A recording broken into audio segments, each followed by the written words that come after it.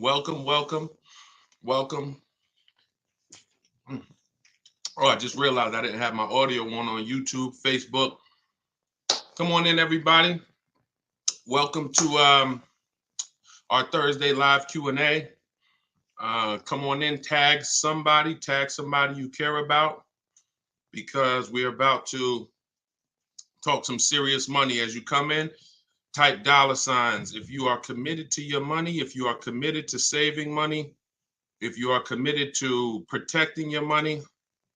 Come on in. Hey, Jay, I see you. Good to see you. Let's make sure we got what we need on Instagram. Hold on. We're going to get started in about 60 seconds. Give a lot of people time to come on in. We do these live broadcasts to make sure we do these live to save money on a car. Who's car shopping right now, or who will be in the next couple months? I see you, Danny. Good to see you. How's audio? Can I get a signal on all platforms that audio is clear? Can everybody give me a signal? Audio is clear? Clear? Hold on. Audio's clear. Let me just go share this broadcast. Listen, while I'm sharing this broadcast, could the sharers share as well? I know it's a couple people who are always sharing and helping get this message out. I appreciate you all. So tag somebody and start to type your questions. All right, I see clear on Facebook. Clear. Did I get a signal? Clear on Instagram. Beautiful. All right, start typing your questions in. I'm just sharing the broadcast to our Facebook followers. Hold on. Where we at?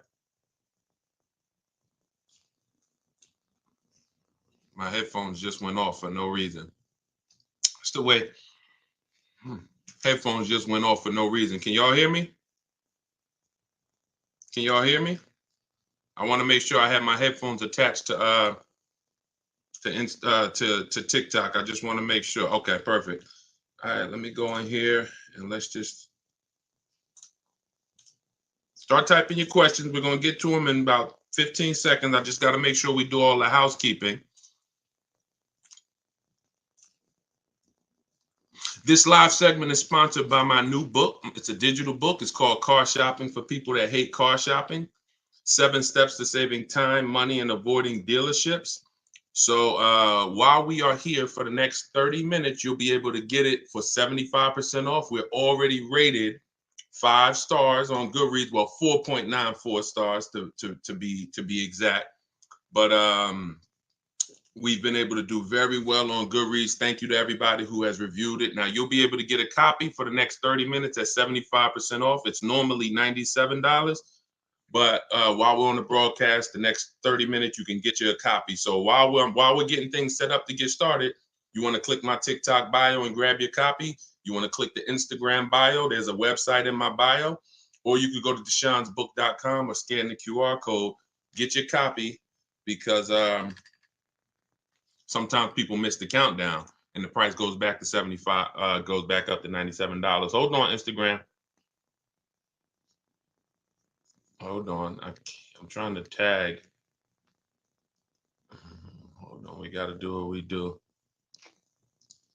Let's get the tech right. Oh, let me put on Do Not Disturb. Hold on. All right, here we go. Bang. All right. Do Not Disturb.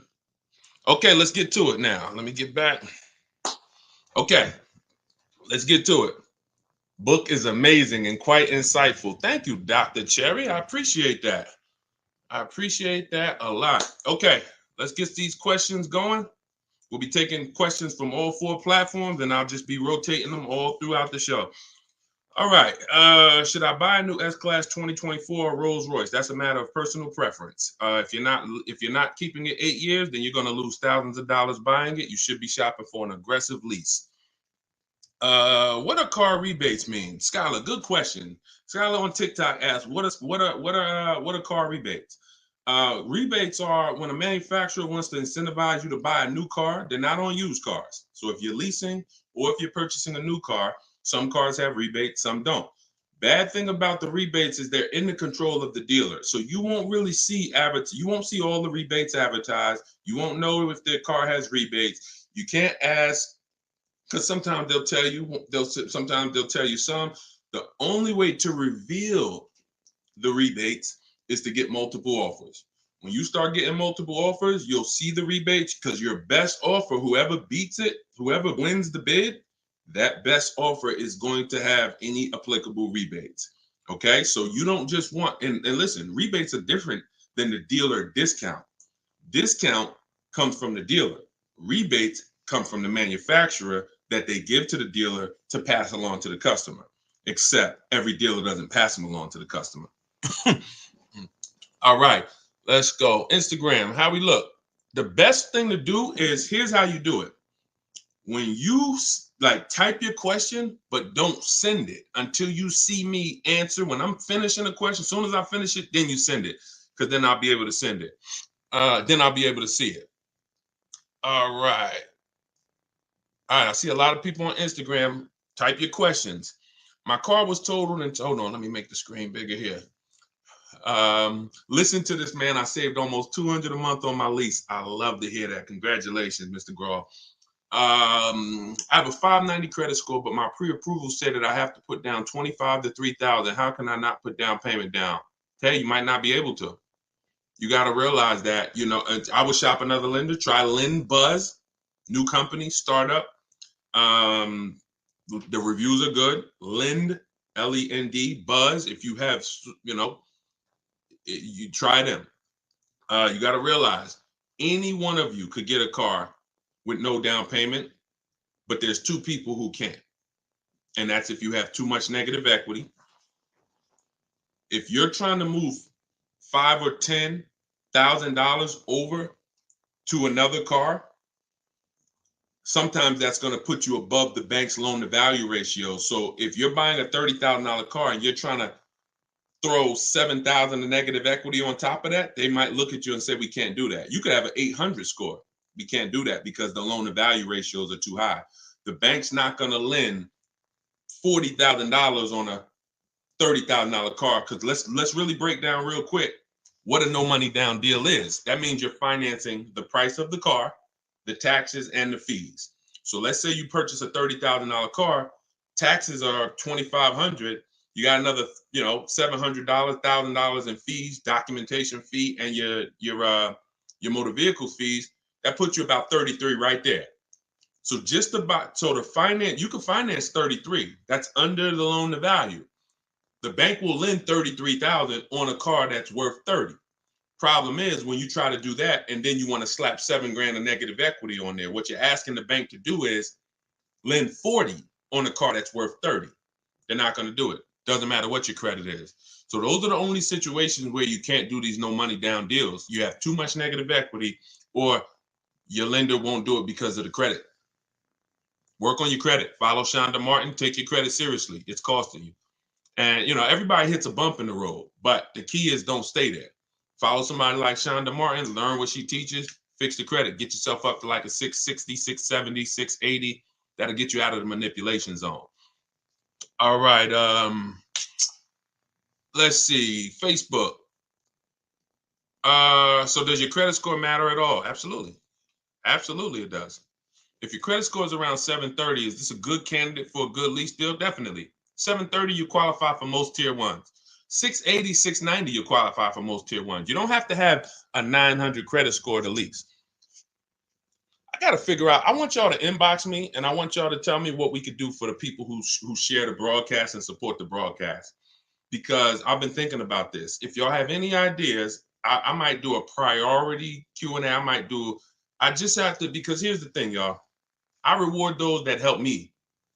I reward those. I love the people that get the book. That's the biggest thing, because I want you to learn these strategies. My book is called Car Shopping for People That Hate Car Shopping. 7 Steps to Saving Time, Money, and Avoiding Dealerships. It's a 7-step process. Doesn't matter whether you're leasing, buying, and it's a digital book. So you get your copy at 75% off. It'll be in your inbox in literally 2 minutes, and you'll have everything I teach. But inbox me some ideas of something we could do for our community of people who share. I want to reward the people who share the broadcast and who tag friends. All right. Hello, I'll be doing a purchase order through my credit union. How do I get the best price on a Mercedes? Multiple offers. Multiple offers. It's the only way to get the best price. You need to get at least 5 offers. Anyone who's learned from me knows that you need 5 offers to reveal the best deal, because 80% of dealers are overpriced. I know it sounds crazy, but I've been working with people around the country since 2021, shopping for cars. They post their offers. I look at their offers. We have a group, and we have seen that that's the numbers. 80% of dealers are overpriced. That's it. So in order for you to reveal the best deal, you must shop multiple offers. Oh, why is my camera fuzzy? Hold on. Wipe my lens off, see if that clears us up. All right, let's go, y'all. Keep the questions coming. This is YouTube. How should I think about buying out-of-state cars with damage, accident, and its history? It depends. If first of all, buying out of state, I want y'all to get used to it. If you are using what I'm teaching you, you're going to get very used to buying out of state, because oftentimes the out of state dealers are going to do better deals than the dealers close to you. Sometimes, that's again multiple offers, because sometimes the dealers that are close to you feel like they own you. When they see a zip code, they're like, okay, this person lives right here. When you buy out of state, what you're doing is you are actually giving a dealer who never would have had a shot to earn your business, you're giving them a shot. And sometimes they respect that shot, they appreciate it, and they'll make it their mission to beat all their competition. So I want you to get familiar with buying out of state. Now, when it comes to buying used cars, here's what you're doing. Same process. Remember this. We screen cars down like this. Title history first. You can identify a good used car. First of all, look at pictures. You see a bunch of damage, that's the first screen. Then we're going to dive deep. We're going to look at the title. Deshone, how do we get the title, you might be asking? Okay, this is how you're going to get the title. History, Carfax, not auto check, because auto check is not going to show you what we need, which is service records. You must see service records. There's no indicator that can replace service records. I don't care. If there's no service records on that used car, consistent, I'm not buying the car. I wouldn't recommend you buy the car, because if you miss 15 to 20,000 miles of service, you could seriously have done damage to the car. So first thing is we need the Carfax. How are we going to get it? I have a secret strategy that I teach that you only hear from me. I'm going to give it to you now. When you're shopping on these marketplaces, we shop on all of them. We use 8 marketplaces. Cars.com, Car Gurus, Auto Trader, Carfax.com, Driveway, eBay Motors will check, Carvana and CarMax. See, because even though I know 70, 80%, 90% of the time CarMax and Carvana is overpriced, it's not 100% of the time. So it's like I compare CarMax to Best Buy. Most of the time I'm going to get something, we're going to get it from Amazon, we're going to get it from Walmart.com. Very rarely is Best Buy going to be the best deal on something, but every now and then Best Buy is the best. So if you're not checking them, you're leaving money on the table. So we open up those marketplaces. You're not going to see, sometimes you'll see Carfax included, and sometimes you'll see purchase a Carfax. What we do is we skip, you don't know this, but now you're about to know this. Most dealers have a contract with Carfax. So on their website is the Carfax, not on the marketplace that they're paying to advertise the car. It's on their website. So what we're going to do is we're going to hop off the marketplace, go to the dealer's website, and we're going to look to see if they have the Carfax there. Once we get it there, we can see the Carfax. We can see if it's a frame damage vehicle. We can see if it's a X rental, if it's a salvage title. That's the first indicator. Then we move to service records. Then we look at accident history. If the accident is a couple different types of accidents, this is all in my book. If you don't want to remember this, you're like, Deshone, I don't have time. I got to go back to work. You grab your copy of the book in my TikTok bio, 75% off. as long as it's not, you didn't hit 0 yet. And in my Instagram bio, or go to deshonebook.com, scan the QR code. Anyway, get your book for 75% off. Be in your inbox in 2 minutes. So now we're scaling it down. And then once we look at the accident history, there's 3 different types. You're going to see something that says accident, but vehicle was drivable. That's a good sign. Because people could have a fender bender in Walmart. If the cops are called, it's going to be on the Carfax. Anything with the cops are called, it's on the Carfax. So what you have to be able to do is discern through wisdom and through understanding, is this a serious accident or was this a fender bender? If the vehicle was drivable, that means it left the scene of the accident drivable. If it says vehicle towed, red flag. I don't get those. If it says airbags deployed, red flag. I don't get those. So, those are the things. And when you do that, you'll have confidence, even if you're buying a used car out of state, and then we verify the fees. We verify what the original MSRP was, so we know what the discount is. You need to know. Look, y'all, how many people have bought a used car in their life? Type U. If you've bought a used car in your life or you plan to buy a used car, I want you to type a U. I'm about to tell you something.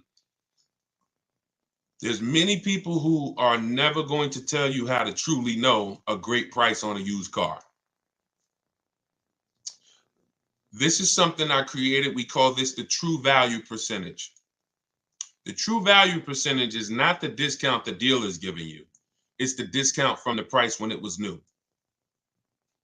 Very important. There's nothing more important. You don't have a good deal unless you got a big discount off of the price when it was new. See, the dealer could give you a discount. When I was shopping for my Infiniti, some of you know, I had 4 Infinitis I narrowed it down to. When I pulled the price of each one brand new, the one I ended up getting was $54,000 brand new, and it was a 42% discount from when it was new. The other ones, the price they were asking was a little lower, but the original price of the vehicles was also lower. One was 46, one was 48, one was 52. So if I would have bought any of those cars because the asking price was a little lower, $1,000 lower, I would have not truly gotten the best deal. The best used car deal is the one with the greatest percentage discount from the original price. That's what we do. Let's go. Keep the questions coming, y'all. Let's keep it going. We're going to try to get through as many as we possibly can. Let's go. Is cardiac reports? I'm guessing you meant Carfax reports, or should we look into other websites? Carfax is what we use. That's what I was just talking about. We don't really use anything but Carfax, because it's when we find another report that'll get us the service records, then we'll use that too, or we'll use that instead of Carfax.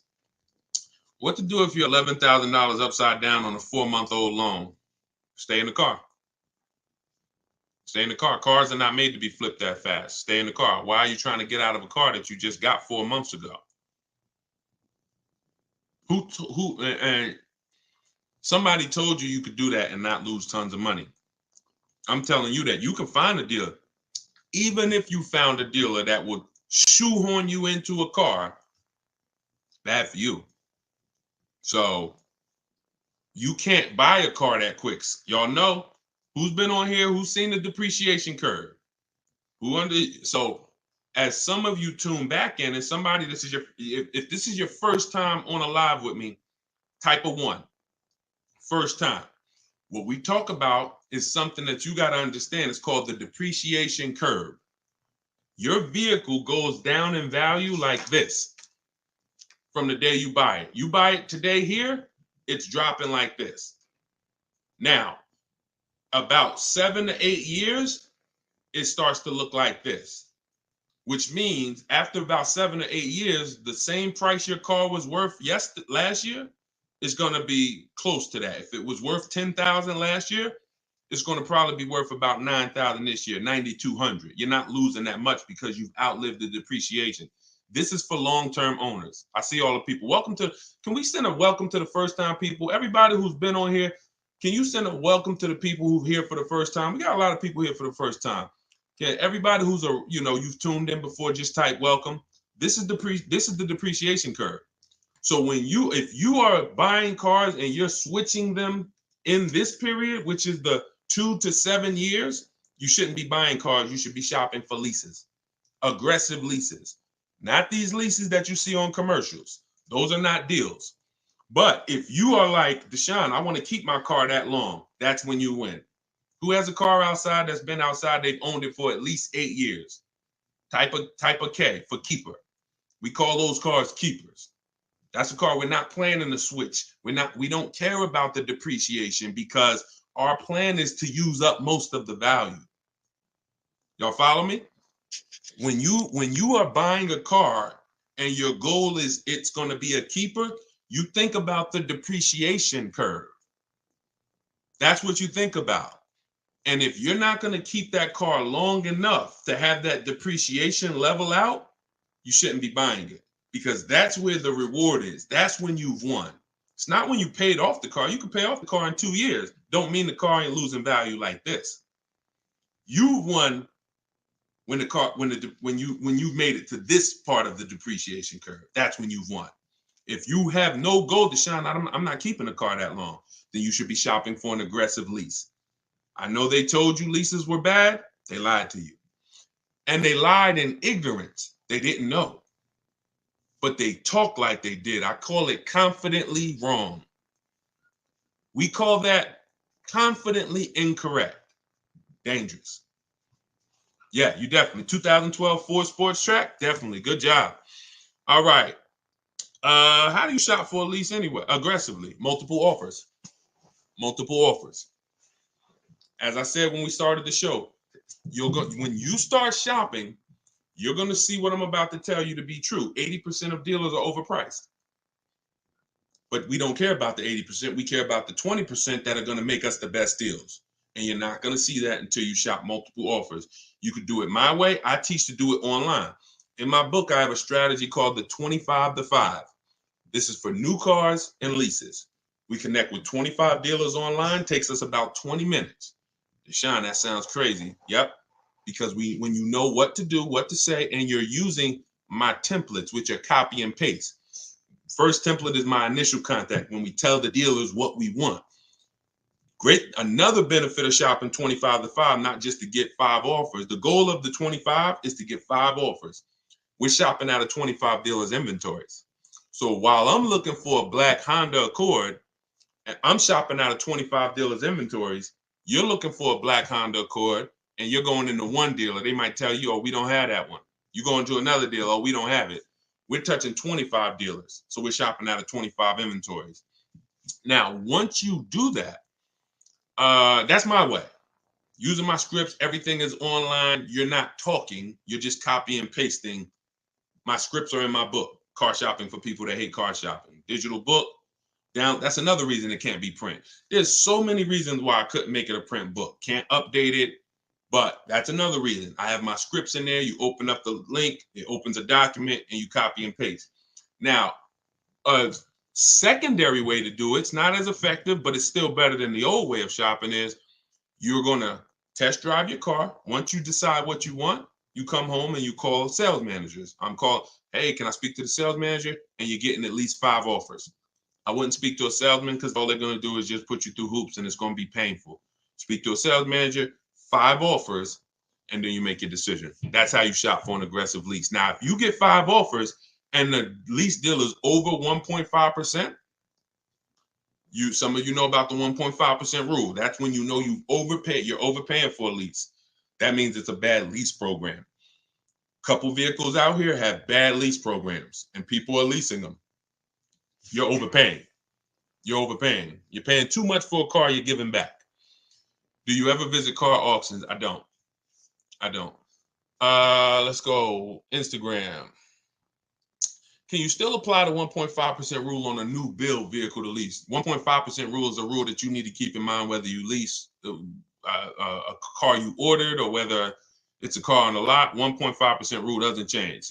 Deshone, what about if it's a Bentley? 1.5% rule doesn't change. You're paying too much for a car. Leasing is a value play. The name of the game with a lease is to drive the most car and pay small amounts of money for it. When I was leasing my 2018 Jeep Grand Cherokee Laredo, $35,000 car, I paid $330 a month. Under 1%. Under 1%. Over the course of 39 months, I believe I paid about $10,000, $9,000 and change. Just all you do is take 330 times 39. That's how much I paid over 39 months for a $35,000 car. Value play. Value play. Once the higher percentage you pay of the car over that lease term, the less value there is. And when you get to 1.5%, there's no value. We pass on those deals. We go pick another car. When we lease, we usually have 3 options. In my book, you'll hear me say it in these lives. I like 3 options. And if you can't find 3 options, I guarantee you're not going out there test driving cars. You identify one car, you're like, I like that. Go drive the competitors. Take a weekend, have some fun. Go drive a bunch of cars. You're about to make a $40,000, $50,000 decision. Go drive some cars. You know how many people have said to me, Deshone, I want that. I'm like, did you drive it? They're like, no, I just saw it. I like it. I said, go drive it. They get there and they're like, yeah, I drove it. I didn't really like it. Now think about if you would have bought that car. You'd have been like 3 months later, 6 months. How could I get out of it? So we do ourselves a disservice because we're not shopping. And I know why you don't shop is because you've been programmed to be nervous shopping. You do it what you do my way. Here's a rule you never break. Never talk numbers inside the dealership. If you remember that rule, you can test drive and be out of there in 20 minutes, never feel pressure. And then you come home and you make your deals from home. Yeah, we're taking questions from we on 4 platforms. Yeah, confidently incorrect. You like that, right? When you see somebody, that's what I call them. Speak with bold. Never lease a car. Leasing is the most expensive way to own a car. Confidently incorrect. Dangerous combination. Dangerous to yourself and others. All right, let's see. I got pre-qualified for a loan with Carvana. We don't use Carvana pre-approvals. Listen, this is a great question. It wasn't a question. It was just something somebody typed. Remember this term, y'all. Restricted pre-approvals. What are restricted pre-approvals? The benefit of shopping the way you're going to start shopping is you're going to see the whole market, which means wherever the best price car is, you're going to go get it. There are people who know that you're now getting into pre-approvals. They know you're now getting more savvier. So what happens is it's a new iteration of the old techniques, which is how can we limit them? In this new day and age, we're going to create something that restricts them, but seemingly gives them freedom. We'll pre-approve you, but you can only use it at Carvana. We'll pre-approve you, but you're going to deal with our dealer network.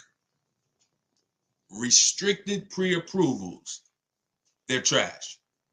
Carvana's one of them.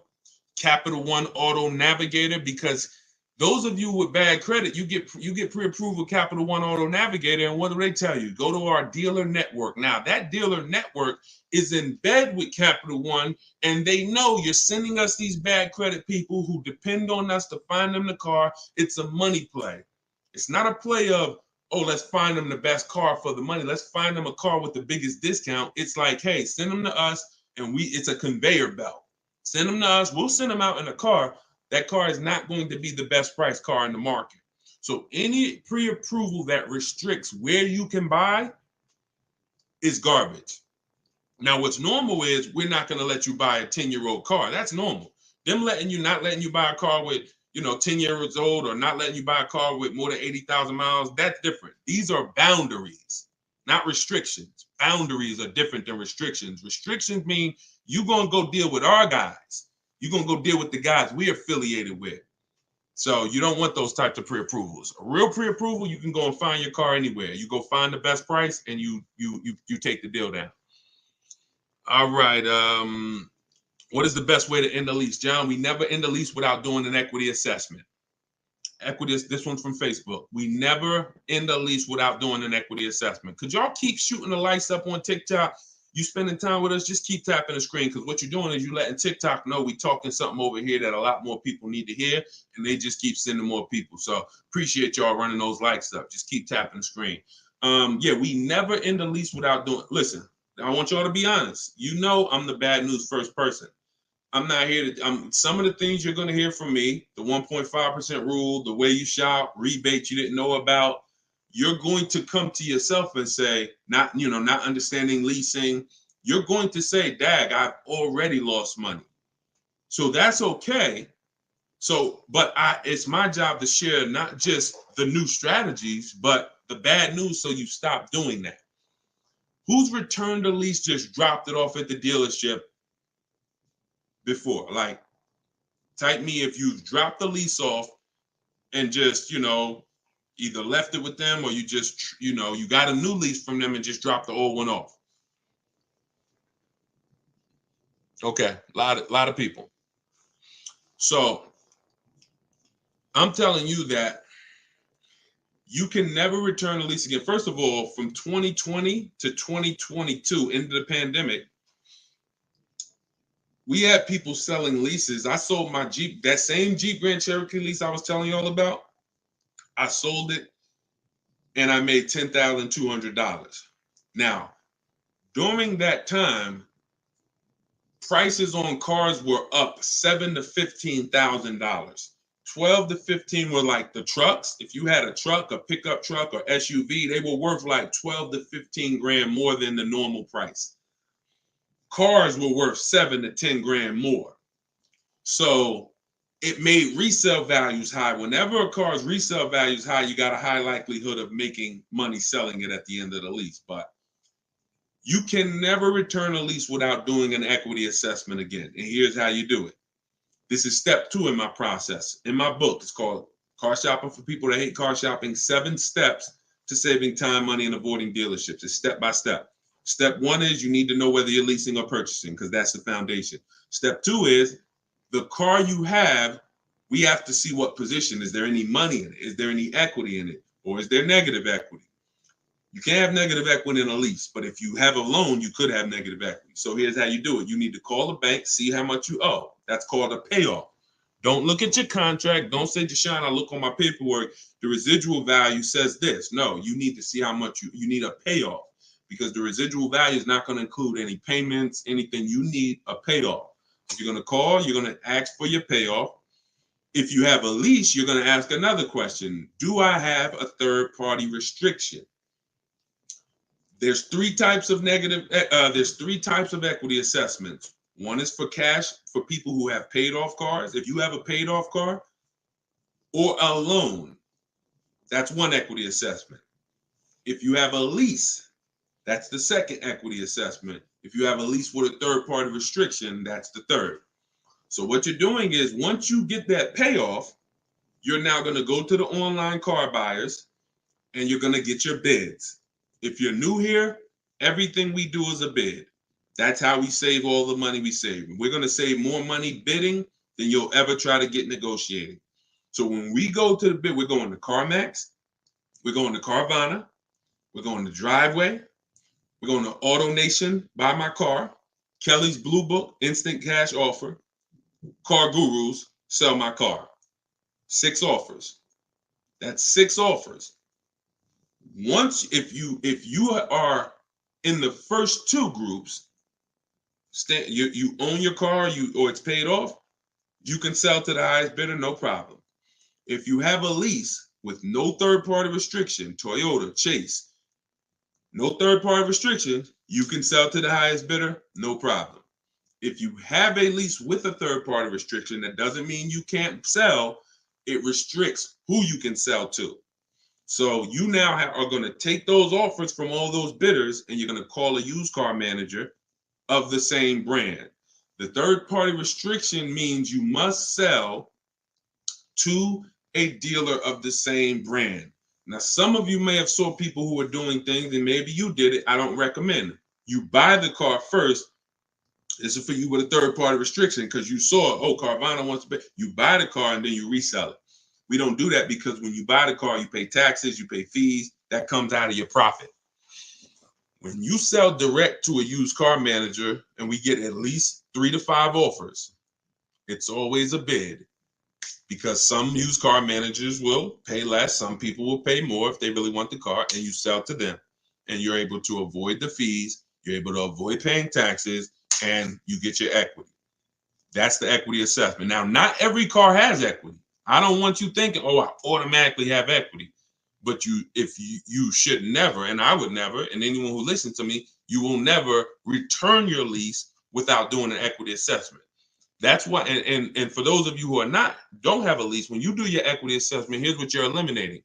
A word that I never want you to use again, the word trade. We don't trade. We get bids for everything. Because when you trade, you're not getting the maximum value for your car. You're not getting it. You don't get the maximum value when you trade anything. you take a little less because you want whatever they're selling. So hey, I want that bike. Yeah, I give you my lawnmower. You give me the bike. It's because you really want the lawnmower. It's not because you're trying to get the most money for the bike. So we don't trade. That's the equity assessment. Now that's also what you do. Who's in a car right now and you're thinking about you want to get out of it? Who's in a car right now and you're like, Deshone, I think I want to get out of this. I'm thinking about it. Right? All right. I see you, Tommy. All right. Keep the questions coming. We got a lot more questions we're going to answer. I see you. Okay. All of you who are typing me, I see you, Ty. Okay. Blue faces. I see you. So you got to understand the first thing you do once you decide whether you're keeping your car 8 years and you're going to purchase or less than 8 years, you're going to lease. The next step is equity assessment.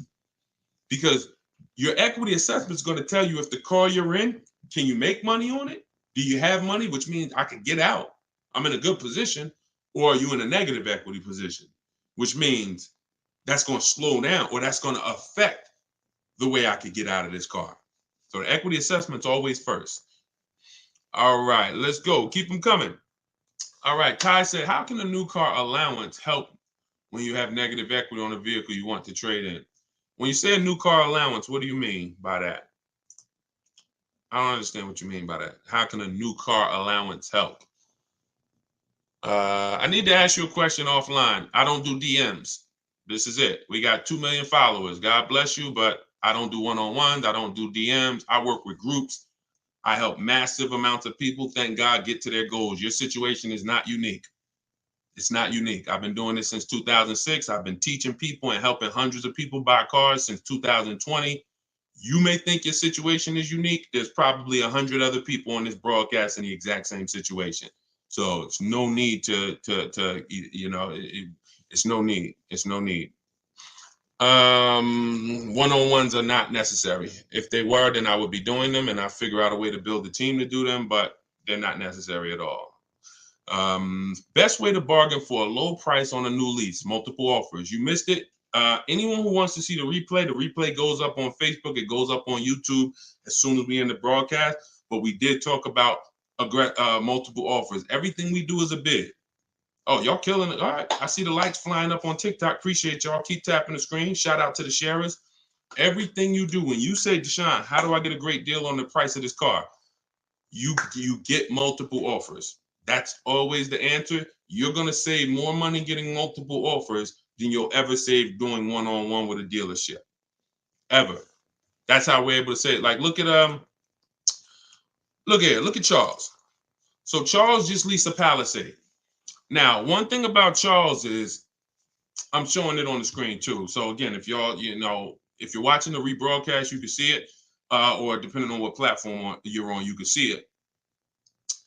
He picked up a Palisade. The Hyundai Palisade is probably top 10 most popular SUVs, especially all through the pandemic. People were paying. Some of you might have one. You might be like, Deshone, I can be honest with you. I got that vehicle, and I know those things people were asking $5,000 over sticker for these, $10,000 over sticker for these. He got a $48,000 one, and he's paying $597 a month. $597 a month.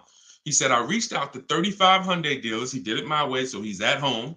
He's using what's in my book. For those of you who just jumped on, my book is called, it's my new book. It's called Car Shopping for People That Hate Car Shopping, 7 Steps to Saving Time, Money, and Avoiding Dealerships. For the next 30 minutes, you can get your copy at 75% off as part of our launch. Click that picture of me on TikTok. Click that website. Before the timer runs out, you can get it. It's normally $97. You can get it for $24. It'll be in your inbox in literally 2 minutes. Same thing with Instagram. Go to my Instagram bio, get your copy before the timer hits 0, and the price goes back up to 97. So what he did was he used the computer route. He said I connected with 3,500 Hyundai dealers. I got 10 quotes back. The offers range from 1.23 to 1.6. What I always tell you, if you shop correctly, when you get multiple offers on a new car or a lease, you'll always see a $3,000 to $5,000 difference. And if you're shopping for a luxury car, it's the same way. You'll see a bigger difference. Some of you were on, I showed Kimberly's deal on her Maserati, where she saved 20 grand on her brand new Maserati. So he said, I'm a high mileage driver, so he's very price conscious. Made the decision, and look, 48,000, he's paying $597 a month. Now, what I always say to high mileage drivers is, once you shop your offers, you shop them with 12,000. And then once you identify the winning dealer, you adjust that mileage with that dealer. If you need 18,000 miles a year, if you need 20, you adjust it. Once you identify the winning dealer, you say, hey, please work the deal with me for 20,000, and you just pay for the additional mileage. And he's probably going to leave out of here with his additional high mileage at probably still under 700 a month. When people are driving this same car paying 900 a month, because a $48,000 car, some of you know, every $5,000 is $100 a month. So that's about $1,000 car payment for people who are buying a Hyundai Palisade before they put their money down. $1,000 car payment. He's paying $597. All right. Deshone, thanks for what you do. Appreciate you, Mopar. Thank you. I love this, man. I absolutely love. And you know what? I get excited about people who are excited about their money. That's what I get excited about. People who care about their money, who are going to show up, people who are I connect with people who are into financial literacy, who are about saving money, who are about learning new techniques, new ways to do things. People who are out there shopping like this is 1990. What results do you expect to get? So, all right, let me put the banner back up. For those of you who want the book, you can scan that QR code, and let's keep the questions rolling. Let's go. Let's go. I'm trying to get through. I'm rotating through all the platforms. So when y'all hear me ask a question, as soon as I finish answering it, post your question so it'll pop up so I can see it. Would you purchase a car older than 10 years? Only if I'm paying cash for it. I have something in the book called The Rule of 72 and the 10th Birthday. Some of you may have seen the videos. The video on the Rule of 72 and the 10th Birthday means we never take a loan over 72 months. It's a 6-year loan. You're asking for a lot of risk. You're going, a 7 or 8 year loan, that's like a 40-year mortgage. A 96-month loan, that's like a 50-year mortgage. We won't go more than 72, but we also have to have the car paid off by the 10th birthday. That's why it's called the Rule of 72 and the 10th birthday. So they work together. I'm not going to take a loan over 6 years, because if coincidentally, when I see people who have problems with cars, the car is usually older than 10 years. When I see people who can handle those problems, cars usually paid off. When I see people in danger of losing those cars, car usually has a loan on it. So if you still have a loan on the car and it's older than 10 years, you've asked for trouble. So whenever you're doing your loan, you take the age of the car, and you add it to how many years the loan is, and it shouldn't go past 10. So if you're looking at a 5-year-old car, you could do a 5-year loan. If you're looking at a 4-year-old car, you could do a 6-year loan. If you're looking at a 3-year-old car, you could do a 6-year loan, not a 7, because we don't go past 6. 72 is the longest loan we'll take. Now, if you're looking at a 6-year-old car, 4-year loan. If you're looking at a 7-year-old car, 3-year loan. Now, if those principles don't work for you, it's because you can't afford the car. You might say, Deshone, well, I can't get that car in the payment I want. You're only buying it that old because you're trying to get it in a comfortable payment. But the older you buy it, if you're going to still take a 6-year loan on it, that's a sign of affordability. You're buying too much car you can't afford. So again, you feel free to do what you want, but I've seen enough people get in trouble with no boundaries on how long of a loan they're going to take or how old of a car they're going to finance. And my job is to create boundaries for you And at least if you break them, you know you're breaking a boundary. God bless you. I hope it works out. But if something happened, you have nobody to blame but yourself. All right, Tiny, thank you. Just bought the book. Appreciate you. All right, this is YouTube. Good afternoon, Deshone. I'm trying to lease the new Santa Fe calligraphy. I have 800 plus credit score. What should my payment be? Well, we always estimate when we look at a car, we use the 1.25. That's what we do. We take the MSRP of the car. If you're trying to see, can I afford this car to lease it? The first thing we do, hold on, why does Outlook keep coming up? Let me open my calculator. First thing we do, because for us, what I teach is a 1.25% deal on a lease is the target. If the lease program is not as aggressive, then as long as I can get under 1.5, I'm still getting a really good deal. If it's under 1.25 when I get all my bids, it's because it's a really good lease program. And if it's under 1% when I get my bids, it's a great lease. We call that a steal. That ain't even a good deal. That's a steal, under 1%. The 1% lease rule has been around for decades. So what we do is if we look at the MSRP of the car, we want 48,000. Multiply that by 0.0125. That'll give you 1.5%. That comes out to 600. So if 600 with no money down, this is when we shop our lease offers, we're always shopping them with no money down. That doesn't mean, Deshone, I want a $500 payment. Well, what you would do is when you find all your offers, if the best one is 600, you know it's under 1.5%. It's a good deal. You can put a little more money down to lower the payment. But what we're not going to do is say, I had somebody say to me, Deshone, I shopped a vehicle, and when the salesman gave me the quote back, he was the best offer. He beat all the other quotes. She said, I got 6 quotes or 7. He beat all the other offers, but he gave me the quote. It was a 1.3, but it was with 3,200 down. I said, that's not 1.3. I said, what is it with 0 down? First month's payment total out of pocket. She said, oh, it went up to like 1.6. Then it's 1.6. Then it's not, you can't, 1 point, that's like me saying, yo, I got a lease under 1%, but I put $5,000 down. No, you didn't. Whenever we're judging our leases, everything I'm going to teach y'all to do is to shop with 0 down and then have the option to put money down. Because if you could get a car at the price you want, comfortable budget, below your max, with no money down, that's what you do. But that's how we do. That's how I would start it out. If my goal was to look at a car and I'm like, man, should I be going after that? If 1.25% is not in your budget, then it's the wrong car. But what I would do is, let's say I had 2,000, I might say, all right, if I could get this car to 600, I might put a little down. There's nothing wrong with putting money down after you have a deal. Money down doesn't get you a deal. Money down is payment management. That's the purpose of money down. It's not to try to get a deal. I already have a deal, but I'm gonna put money down so I can lower my monthly payment to a more comfortable range. That's what is it. All this is in my book, my new digital book, Car Shopping for People That Hate Car Shopping. Look, and y'all don't have to worry about me holding back. It's in my videos on social media. Thank God y'all helped us get to over 2 million followers across all these platforms. I don't hold back, but some of you are like, Deshone, I want everything in one spot, step by step. That's the digital book. Go grab your copy. As long as the timer didn't hit 0 yet, you can get it for 75% off the normal $97 price. You can get it in my TikTok bio, click that website. You can get it in my Instagram bio, click that website, or you can go to deshonesbook.com. I'm gonna post it again here for you guys on Facebook and YouTube. All right, let's keep the questions coming. You can click that link there that says deshonesbook.com. Grab your copy before that timer hits 0. You got 30 minutes. Thank you, Tim. I appreciate you, man. He says Deshone is the man. Appreciate it.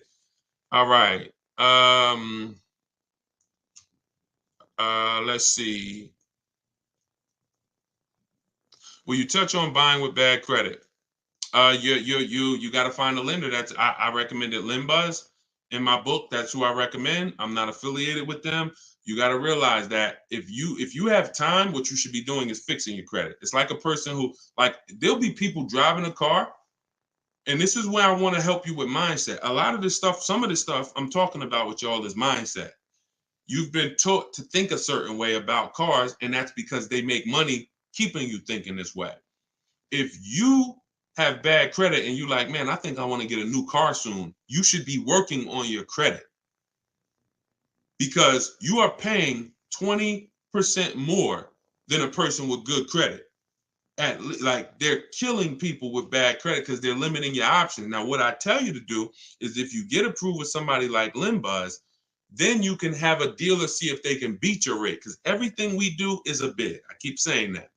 If Linbuzz approves you at a higher interest rate, after you find your best deal on a car, you find your car, we always give the dealer a chance to see if their 10 or 12 banks can beat what you got. That's called the bank bidding war, because interest, there's a lot of money in interest. You don't realize we're trained to look at the price of the car and try to get money off there, but we don't realize in your loan, that's why y'all think banks lend money and don't sell cars. There's money in the money business. So if you're not making banks compete, that's like you're eliminating a huge part of your transaction. If you could save 1 point on an interest rate and you're financing a $40,000 loan, that's probably $1,500. If you save 2 points, you're talking about almost $3,000. That's the money in your loan. So we shop, and if y'all use what I'm telling you, you're going to start making banks and credit unions bid. We do this after we get our car, though, and we don't let anybody access our credit with a hard pull until after we found our car, because that's when we can start the bank bidding war. The credit bureaus allow you to have multiple people run your credit within a short period of time, and when that period closes, it's going to weigh on your credit like one hard inquiry.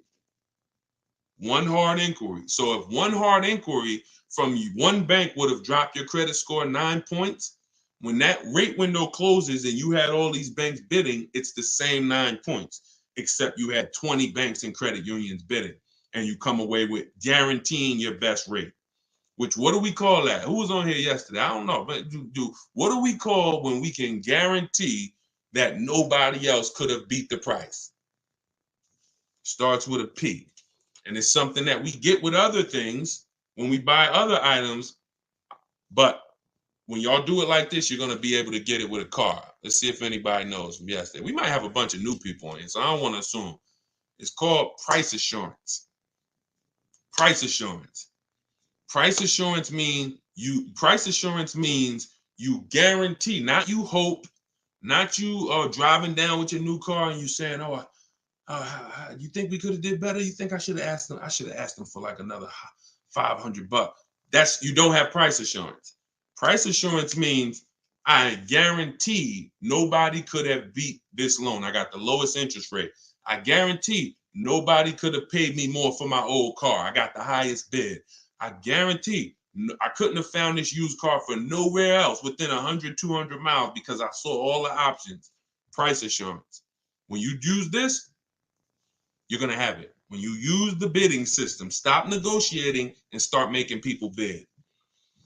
All right, let's go. Jeff said, don't trade. Call the lender to find your payoff, then get offers from the sites that pay cash for cars to see how much negative equity you have. There you go.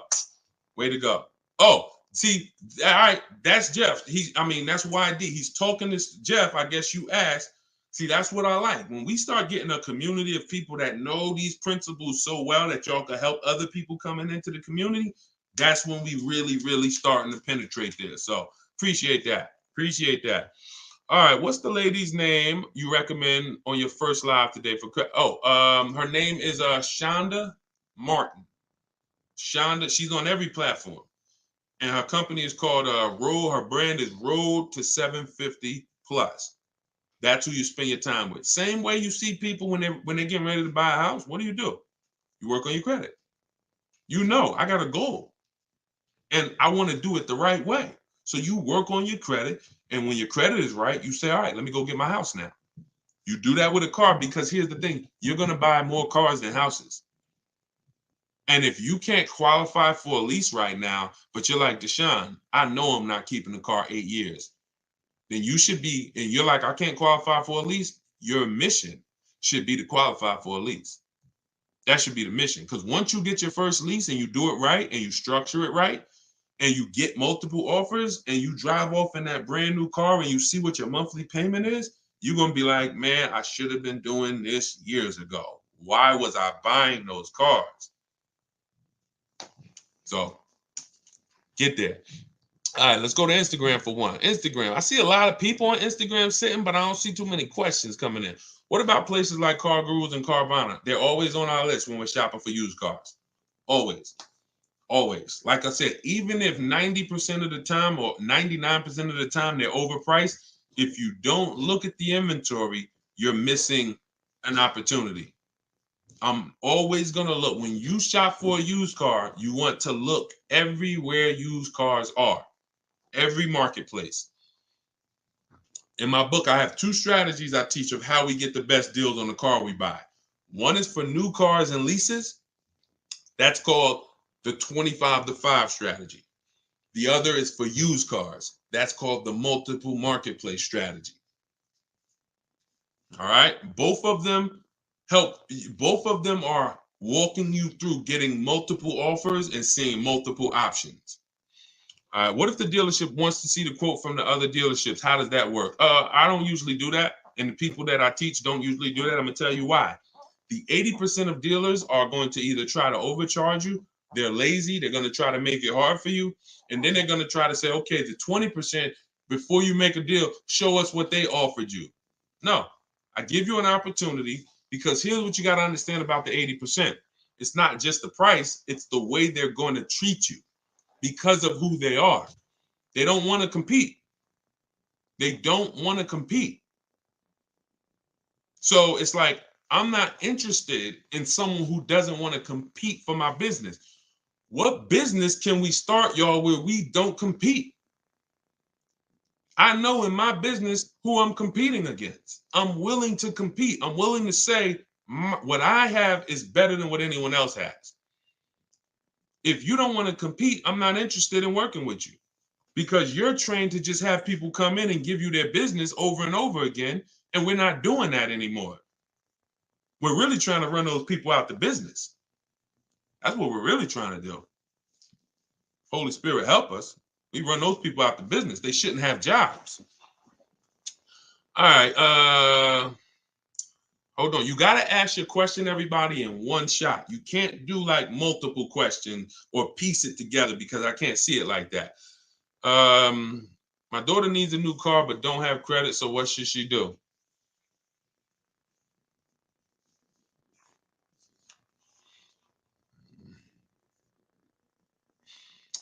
My daughter needs a new car but doesn't have credit. What should she do? Scrape together some cash and get her an inexpensive car. I needed a car. I didn't have credit. My first car was a $500 car. Transmission went out. She should be looking on Facebook Marketplace, saving up some money to try to get a car. Walking into a dealership like a lamb, coming in, oh, I have no credit, but I need a car, and you got sharks and wolves looking at you. Yeah, they'll put her in a car. But when you see those numbers, that car is going to follow her for years and years and years.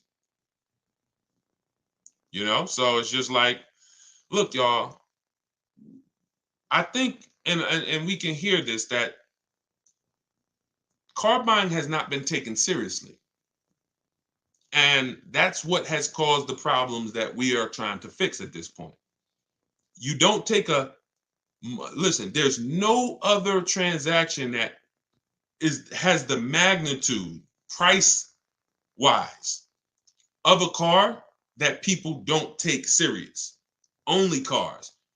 If I told you you could start a business, even if it's a business you wanted to start, but it's going to take you $5,000, how serious? On a scale from 1 to 10, 1 being I'm gonna do it in a weekend, 10 being I'm gonna take it extra serious, how serious are you gonna take that? Just $5,000. You can start a business that you want to start. How much research you gonna do? How much due diligence you gonna do? How prepared are you gonna try to be? Scale from 1 to 10. 1 being I'm gonna do it like I do, and 10 being, yo, I'm gonna take this joint serious. That's $5,000. I don't want to lose that. Most of you would say, Right. Almost 10. Cars, they programmed you to think, oh no, this is a 1. Don't take it serious. You don't need this. All of that extra stuff, having strategy and like understand, you don't need that. That's the problem. But what you got to ask yourself is, why did they teach us? Why did they program me to shop like that? Because it makes them a lot of money.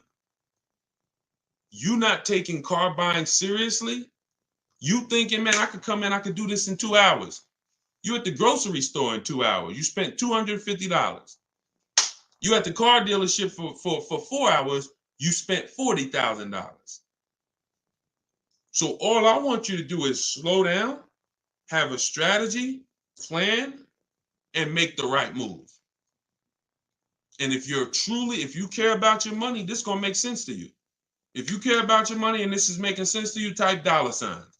If what I'm saying to you is making sense, type $signs. I appreciate it. Shout out to everybody sending gifts. I appreciate it. You're my favorite low-income streamer. I don't even know what that means, but I'll take it. I appreciate it. All right. Do you accept 1099A for purchase? Now, listen, y'all. Somebody just asked this question. I'm going to put it up on the screen. Appreciate it. I see a lot. All right. A lot of you getting value out of it. Check this out. First of all, before I answer this question, I'm going to put it up on the screen, and then because some things we got to call out. I need y'all to recognize them because they're viral.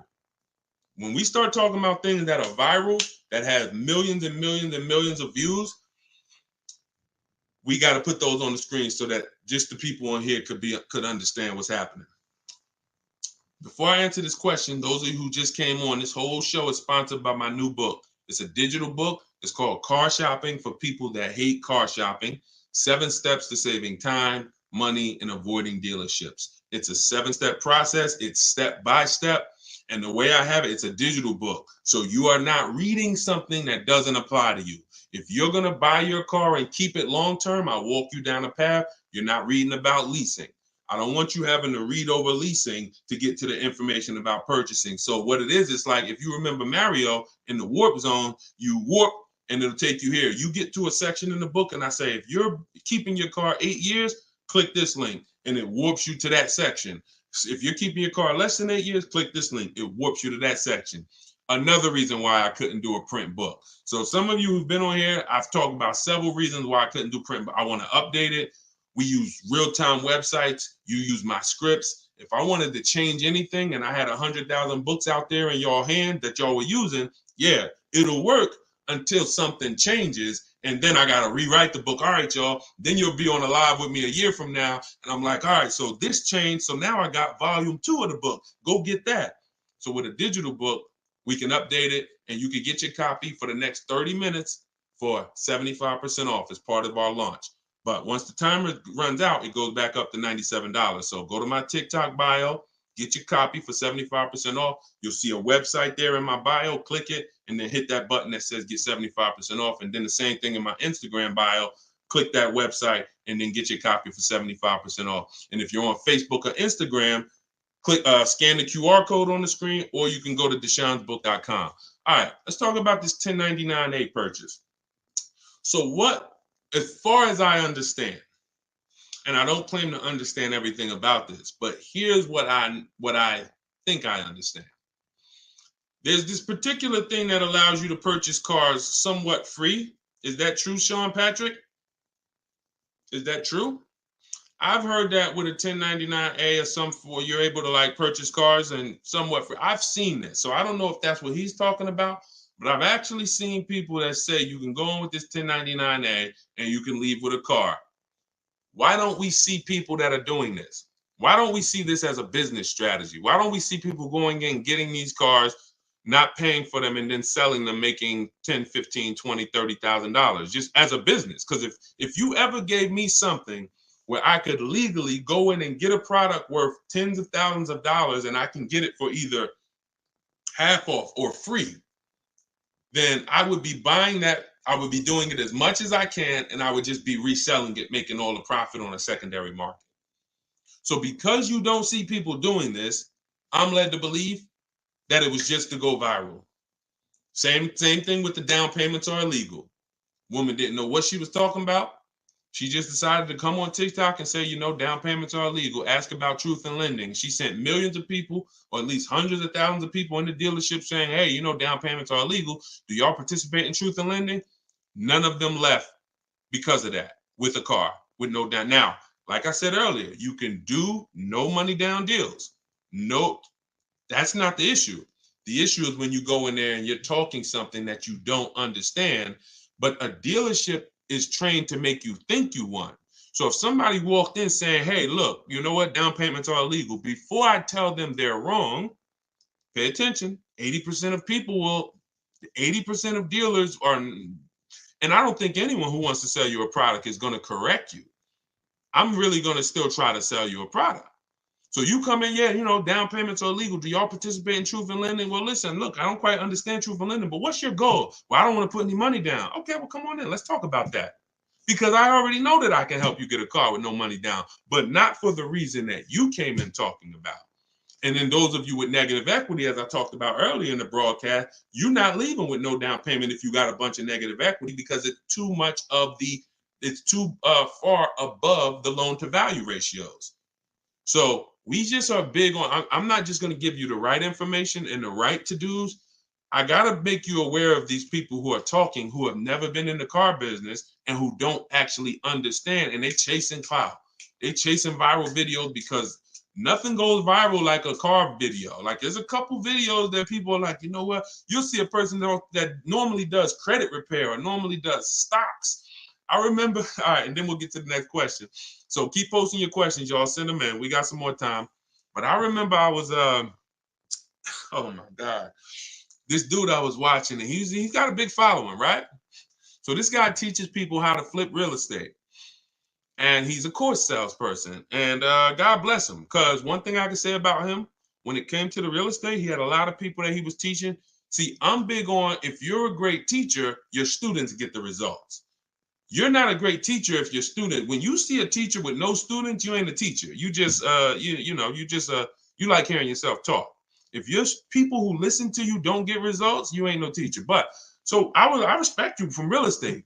Now he said, here's what's coming, y'all. The community is growing, but I got a lot of new things coming because I see it's a lot of new things we need to talk about. He named like 5 things, and he said, car buying course coming soon. I said, my God.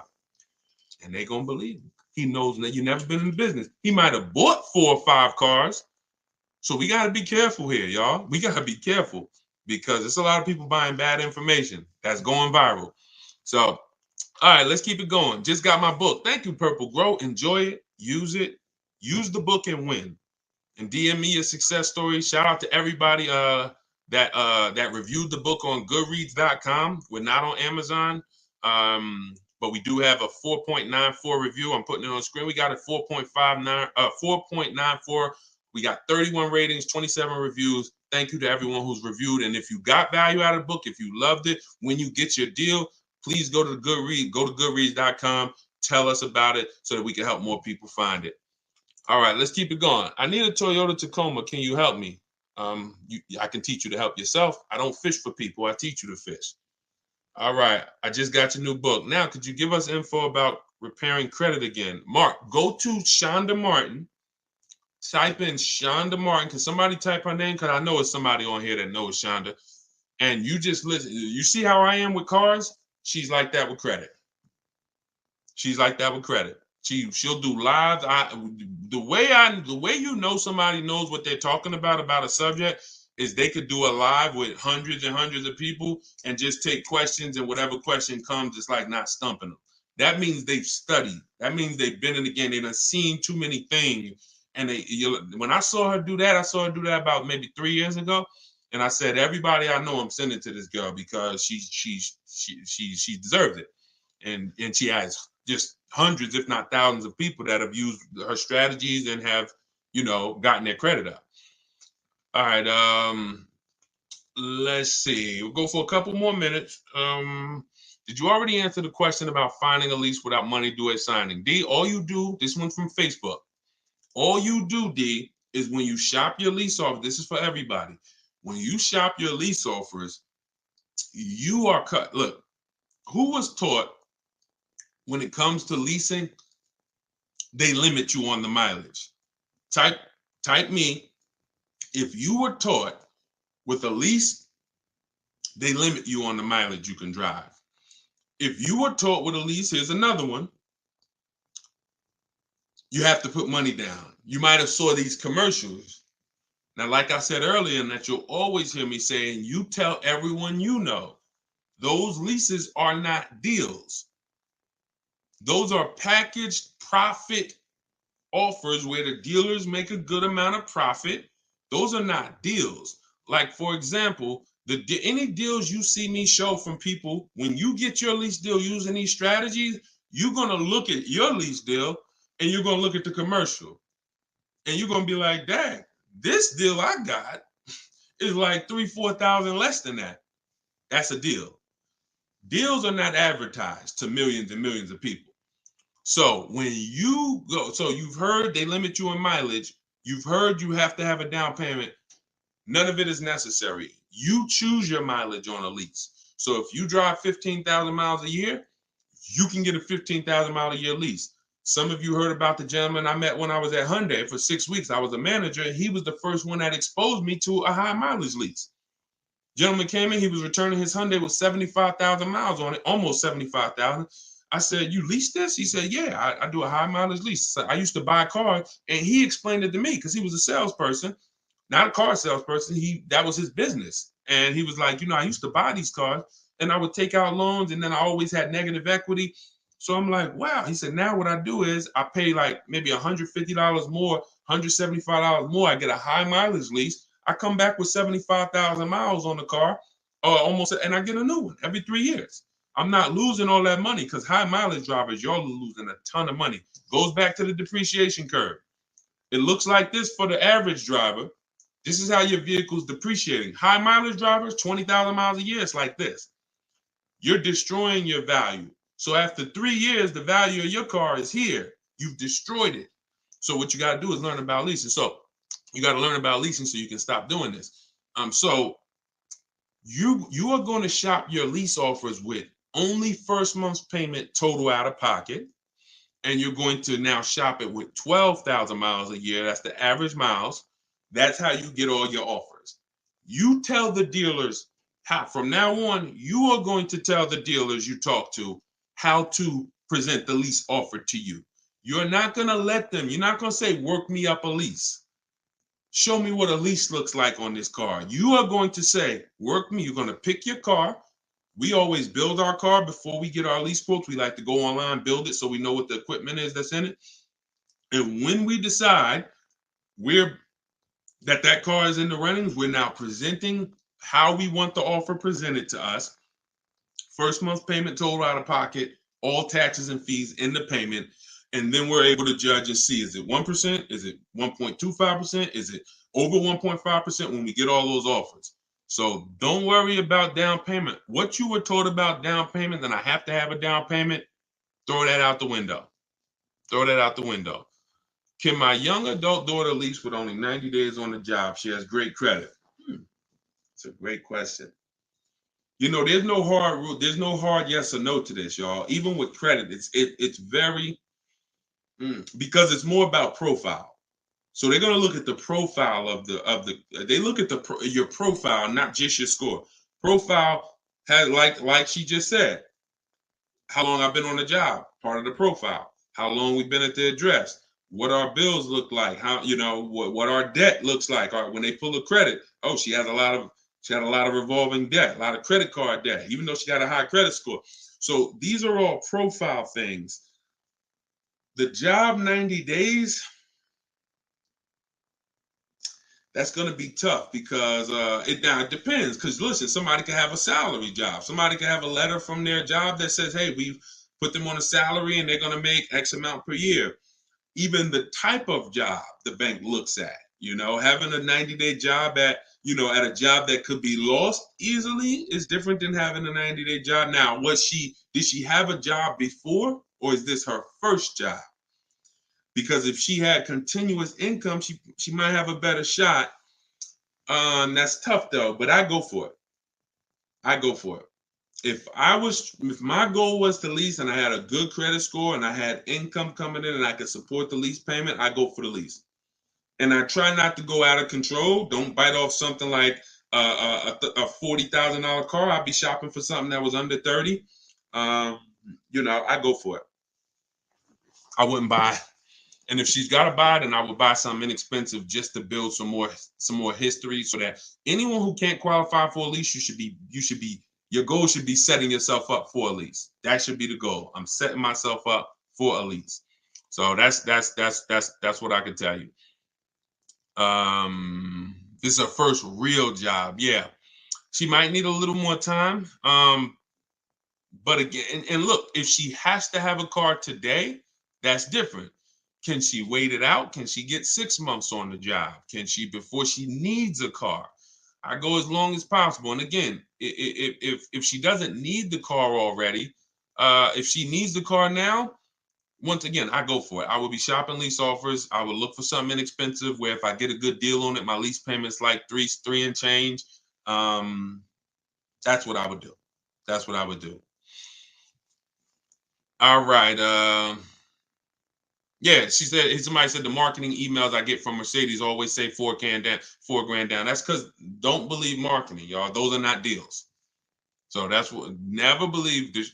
As long as you live, just remember this. Deals are not advertised. Deals are made in private. Managers don't want to make them. They're like, man, I didn't want to make that deal, but shoot, I mean, listen, at least we sold the car. That's a deal. They're never going to advertise all this stuff that I'm showing y'all. Look, you see when Kimberly saved 20 on the Maserati, Bonita, she leased a Kia Telluride 2022 when every dealer was charging $5-10 grand over sticker. She got hers for $600 a month. So these are deals the managers didn't feel good making. They didn't tell her, bring your friend, tell your friends come back, I'll give them the same deal. No, they didn't want to. Deals are made out of like, all right, at least we sold the car. So the advertisements you see aren't deals. The advertisement you see, 100 of you could come in and ask for that. If they got enough cars, they'll gladly give you that because it's not a deal. So, all right. Okay, y'all. Listen, we went for about an hour and 20 minutes. Listen, you know we'll be back. I'm working on something. First of all, just so y'all know, in case you just jumped on, everything that I'm teaching you, you'll see it in my free videos all over social media. But one thing y'all are gonna understand now is I'm talking. There's different strategies for different people. There's no one size fits all car buying anymore. That's costly. So when you actually get custom strategies for your situation, you're gonna save money because it's made for you. That's the reason why the social media videos are a little hard to navigate for you because I'm talking to so many different types of people. Sometimes it's high mileage drivers, sometimes it's people who want to lease, sometimes it's people who are going to be buying a new car, people who are buying a used car, people who are paying cash. So you're trying to navigate all of these. If you want it step by step in one spot, that's what my new digital book, Car Shopping for People That Hate Car Shopping, is. It allows you to get all the information in one spot in a step-by-step way. And as part of our launch, we're doing 75% off. It's normally $97, but you can get it for 75% off for 30 minutes, as long as you didn't miss the timer. When you click my website, which is in my TikTok bio, click that picture of me, and then you'll see a website. Same thing on Instagram. Go to my bio, you'll see that website, and then hit the button that says, get my new digital book 75% off. It'll be in your inbox in 2 or 3 minutes. You can start using it. You can start winning with it. If you're on Facebook, I'm going to post this link one more time for you guys on Facebook and YouTube. As long as you haven't missed the countdown, get your 75% off. Okay, let me know if y'all can see that. Oh, that went, okay. Yep, we just posted it to Facebook and YouTube. So we're working on something where by next week, we should have a spot where you can click and you can actually, you can actually see my calendar. So anytime I'm going to be live, because sometimes I'll come live at 7 p.m. Sometimes I'll come live at 12. Sometimes I'll come live at 3, 5 yesterday, So I want you to be able to see, all right, Deshaun's going to be live 2 days from now at 5. That works for me. I'm going to jump on so I can ask my question. What we try to do is get through as many questions as possible. So we're working on that. Hopefully we'll be able to launch that next week so we can start to get it done. Javon, it's still saying $97. All right, that means you missed the countdown. Now, here's what I did. Because this was happening, I had my team, we made an emergency link. All right, here's the emergency link, Javon. Let me know if you can see it. If you missed the countdown, because I was feeling, at first I'm like, yo, you missed the countdown. It was 30 minutes. Once it's 30 minutes, it goes back to $97. Now, that second one you're going to see is going to be 10 minutes. 10 minutes. That's it. So let me know if all of you guys are good. I want to make sure everybody got it. You guys good? Most people are able to catch the countdown, but every now and then somebody will click the website, then come back to the broadcast. That countdown's still running. Then you're like, okay, let me go get my book, and it's at 0 and it's back $97. So Tommy said, can't wait to read it and save money. Thanks. I can't wait. I can't wait to hear your success story. So we will be back with more lives. I appreciate y'all. Continue to tell your friends when you run into somebody and they say, man, I'm gonna be shopping for a car soon. Invite them to our broadcast. Invite them here so that we can make sure that they're armed with the information they need to go out here and win. I want you mastering buying from home, shopping from home.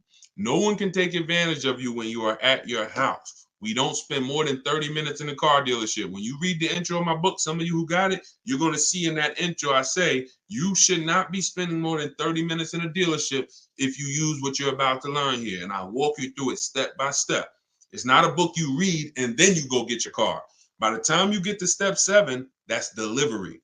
So you should not even be, you're not going to be reading step 7 where I'm congratulating you, getting ready for delivery, and you haven't gotten your car. So it's a step-by-step book where every single step you take gets you closer to the car. All right. Same name on YouTube. Yes, Deshone the Auto Advisor. Yep.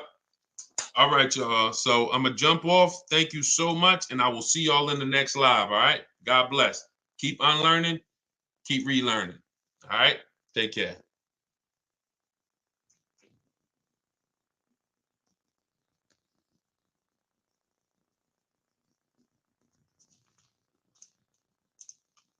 Car shopping in the next 12 months, type me in the comments. If you are car shopping now or in the next 12 months, type me in the comments. We're getting ready to talk about money. We're getting ready to talk about some big money you need to know, especially if you're getting a loan. Anybody who's car shopping with a loan, type an L. I want to talk to you about a strategy that you're going to use to put banks, credit unions, and dealers against each other. Okay? We're going to talk about that. Come on in and let me know where you're at. I like to know where my people are at as I'm talking to you. Let's do a quick roll call, and then we'll get ready for some serious Q&A. But I'm going to show y'all how to do this strategy. I call it the bank bidding war, where you're going to put banks, credit unions, and dealers against each other to find out who has the best rate. Okay? It's called the bank bidding war. So come on in. Let me see where we at today. We got Cali in the house. I see Colorado in the house, Pennsylvania, Georgia in the house. I see you. What's going on? I see you, New Jersey. I see you, Chicago. I see you, Jacksonville, Florida. Toronto, Canada is in the house. Good to see you. Come on in. I'm trying to see everybody. Florida, Georgia. I think I see a state, Connecticut, New York City, Boston. Great to see you. Let's go. Come on in. I see you. Let's go. Stay very active in the chat. If you ever been on a live with me, I like the dialogue. You got to stay close to the keyboard. Okay. So I want y'all to get your questions ready. Start typing them. Just start typing them. Start typing your questions. My new book, it's a digital book. It's called Car Shopping for People That Hate Car Shopping. It is officially out. So thank God we've been able to bring this book to you guys, been able to bring it to the world. It's already rated 4.94 on Goodreads.com. We got 31 reviews. So everybody, while you're watching, you can get a copy immediately for 75% off as part of our book launch. So all you do to get yours, you won't leave the broadcast, is go to my TikTok bio or go to my Instagram bio. If you're on Instagram, click the link and get your copy. You'll see a button there when you click the link that says 75% off. And if you're on YouTube or if you're on Facebook, scan the QR code or go to deshonsbook.com. Get your book 75% off as part of our book launch. All right. And make sure you review it. I love the reviews. Thank you to everybody who's reviewed it. All right. Do they all have to run your credit or is it a separate hit? Nope. When you do this right, we're talking about what I call the bank bidding war. Who's ever wondered if they really got the best rate? Be honest. Who's ever wondered if you've ever got the best rate? Can y'all shoot the likes up on TikTok? Just keep tapping the screen. We already running the likes up. What I'm about to tell y'all is how you never wonder, okay? Bids. We got to go from dealing with one person to getting bids, and here's how it works. There's something called the rate window. The rate window is a particular period of time where the credit bureaus allow me, to have multiple banks and lenders access our credit to give us a loan. Within a certain period of time, it's only going to weigh on our score like one hard inquiry. So if you have successfully shopped your rate, you've gotten 10, 15, 5, 20 banks to run your credit so that they can give you their best loan offer, but you're doing it within that window. So here's how you do it. You don't go into dealerships and just let them run your credit. What you do is you're going to go find your car, and once you find your car, you are going to lock up your car, and you are going to then allow banks and credit unions to access your credit. See, there's banks and credit unions are playing a game right now. They're playing a game with us, but we got to know what this game is. They want to throw around these pre-approvals, but they're really, most of them are restricted pre-approvals. Restricted pre-approvals, which you never want to use, are pre-approvals that tell you who you can shop with, that tell you go shop here. Give you an example. Capital One Navigator may say, well, you're approved, but you have to deal with our dealer network. We don't want to deal with a dealer network. I see y'all running the likes up on TikTok. Could everybody hit the share button and share this with one person? I guarantee they will thank you. Guarantee they'll thank you. So shout out to the sharers. So when we don't ever want to, the whole purpose of getting a pre-approval or even really getting your best deal on a car comes from when you can shop wherever you want to shop. It's like ShopRite. You walk into ShopRite and they say, oh, you can only shop here. You can't check Stop and Shop, can't check Publix, can't check anywhere else. You only can shop here. Well, what if y'all overcharging? Then that's the same thing when we deal with some of these restricted pre-approvals. Carvana, they'll pre-approve you and say you're pre-approved to shop with Carvana. So our competition, oh no, we ain't gonna let you shop with them. We don't pre-approve you for that. Same thing with CarMax.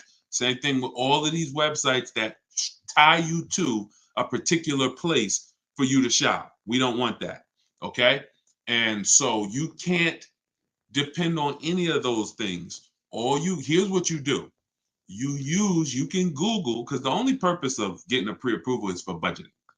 And for those of y'all who are connected to me, I actually am going to release a calculator I created. It's called the Perfect Budget Calculator. It's an online like software, and I'm actually going to release that to y'all in a couple days. So if you are not subscribed, if you're not subscribed on YouTube, if you're not on my email list, if you're not connected to this community, you are going to miss it when I release this in a couple days. It's going to be absolutely free. It's something that our members use inside Cars from Home University. It's something that you'll see inside my book if you have it. It's called the Perfect Budget Calculator. So the reason why you get pre-approved is so you can budget. Just like with a house. You go get pre-approved and then you go find your house. You don't know how much you can spend until you get pre-approved. But the games that these banks and credit unions are playing, y'all, is they're trying not to give us a pre-approval. They're really trying to get a hard pull and get us locked into a loan with them. That's really what they're trying to do. Some of you, have any of you ever tried to get a pre-approval and they told you we need the car first, right? Has anybody ever tried to get a pre-approval and the bank or credit union said we need to know the specific car to pre-approve you, right? Orlando said, yep. Tracy said, yep. So think about how backwards that is. That's like if any of you own a home, you know, when you go to get pre-approved for your mortgage, that'd be like them telling you go find a house and then come back and get pre-approved. Well, that doesn't make sense. But with cars, that's what they're trying to pull. So we don't ever want, remember this, y'all. Remember this as long as you remember anything. Never let someone access our credit until we've already found our car. See, if you stick to that rule, then you're never going to open up the rate window, because the minute you find your car, that's when we go into the shopping part. That's when you find your car, you lock up your best deal, you are bringing that paperwork home. That's called the buyer's order. You're going to bring that thing home and you're going to call your bank, call your credit union. You're going to go online, type in auto loans online. Lightstream is a company called Lightstream. It's Community Credit Union. Any of these people you can find online, it's game time. It is time for them to bid, and you'll already have your car, so there won't be anything stopping you. So you're going to let all the banks, credit unions that you know run your credit when you get home with your buyer's order, which means your car is already sitting there waiting at the dealership. This is very important, y'all. This is like baking a cake, but you don't put the frosting into the mix. You don't put the frosting in the cake mix. It comes at a certain state, at a certain step. The frosting is this step. If you do something in the wrong order, you mess it up. You must wait until after you get your deal. No one has touched your credit. I got my car. I'm going to take it home. I'll call y'all tomorrow, dealership, because I'm going to call my bank, my credit union, and I'm going to let some online, and I'm going to shop for my financing. And then I'll let you know, this is the part 2, that a lot of you will sometimes skip. But don't skip this, because this is your money.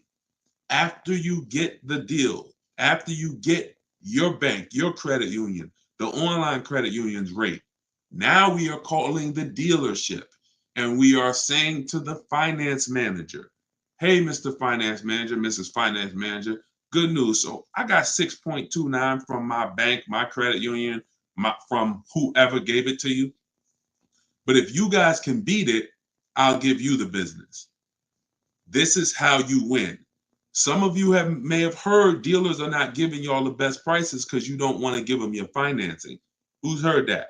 Now, some of them are scum. Some of them are scams. That's why we always have multiple options. But sometimes if you say to them, I will give you the opportunity to see if you could beat my bank. That is what you want. Dealerships got 10 banks, y'all, 7 banks, 15 banks. It's a whole different conversation when they're calling their banks to try to beat what you got versus how you may have dealt with them in the past. You probably went to them in the past and said, all right, just let me know what rate you could get. Now, when they talk to their banks, here's the question. What's the highest rate we could give them? That's what the question is for most people car shopping. The question that it's going to be now when you do this is, can we find a bank that can beat what they got? It's different what you have versus you just telling them, all right, let me know the best you could do. And what you'll find most times is these dealers have leverage. They can call a bank and say, look, I need you to give me 5.9. They already got 6.2 from their bank. I need 5.49.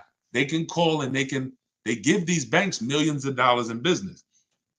But when you do this, now you're going to leave with what I call price assurance. This is what you want. Who wants to guarantee that I paid less than everyone else?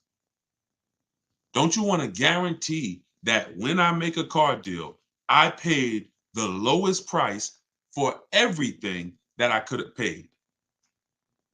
Isn't that what we want? We want to guarantee I paid the lowest price for everything. That's what you do. You now get your own financing, get those offers. You give the dealer a chance to beat it. So you might think the dealer that the bank that wins your offer wins, but the dealer might call you and say, "Good news, I even beat that. I got you a half a point less." That'll save you money, depending on how much your loan is. That could be thousands. This is how you shop, and this is how you come home with your car and know that I got the best price for the car, I got the best interest rate on the market, and it's no questions in my mind. That's how you do the bank bidding war. Okay? Must be done correctly. And at the end of that period, when that rate window closes, the effect on our credit score is the same as one hard inquiry. That is when you know you've done it correctly, but no one can access your credit before that. If you let them access your credit before that, you're lost because you've already started the clock ticking. All right. Jason said, I got the program and going through it now. It makes car shopping easier and you don't have to sit at the dealership. So Jason's in my program, Cars from Home University, where I have all videos and everything. Thank you, Jason. The same information that's in Cars from Home University is in my book, Car Shopping for People That Hate Car Shopping. So you can download your copy now, 75% off while we're on here. Anybody who wants their copy, use it. If you are in the market, use it.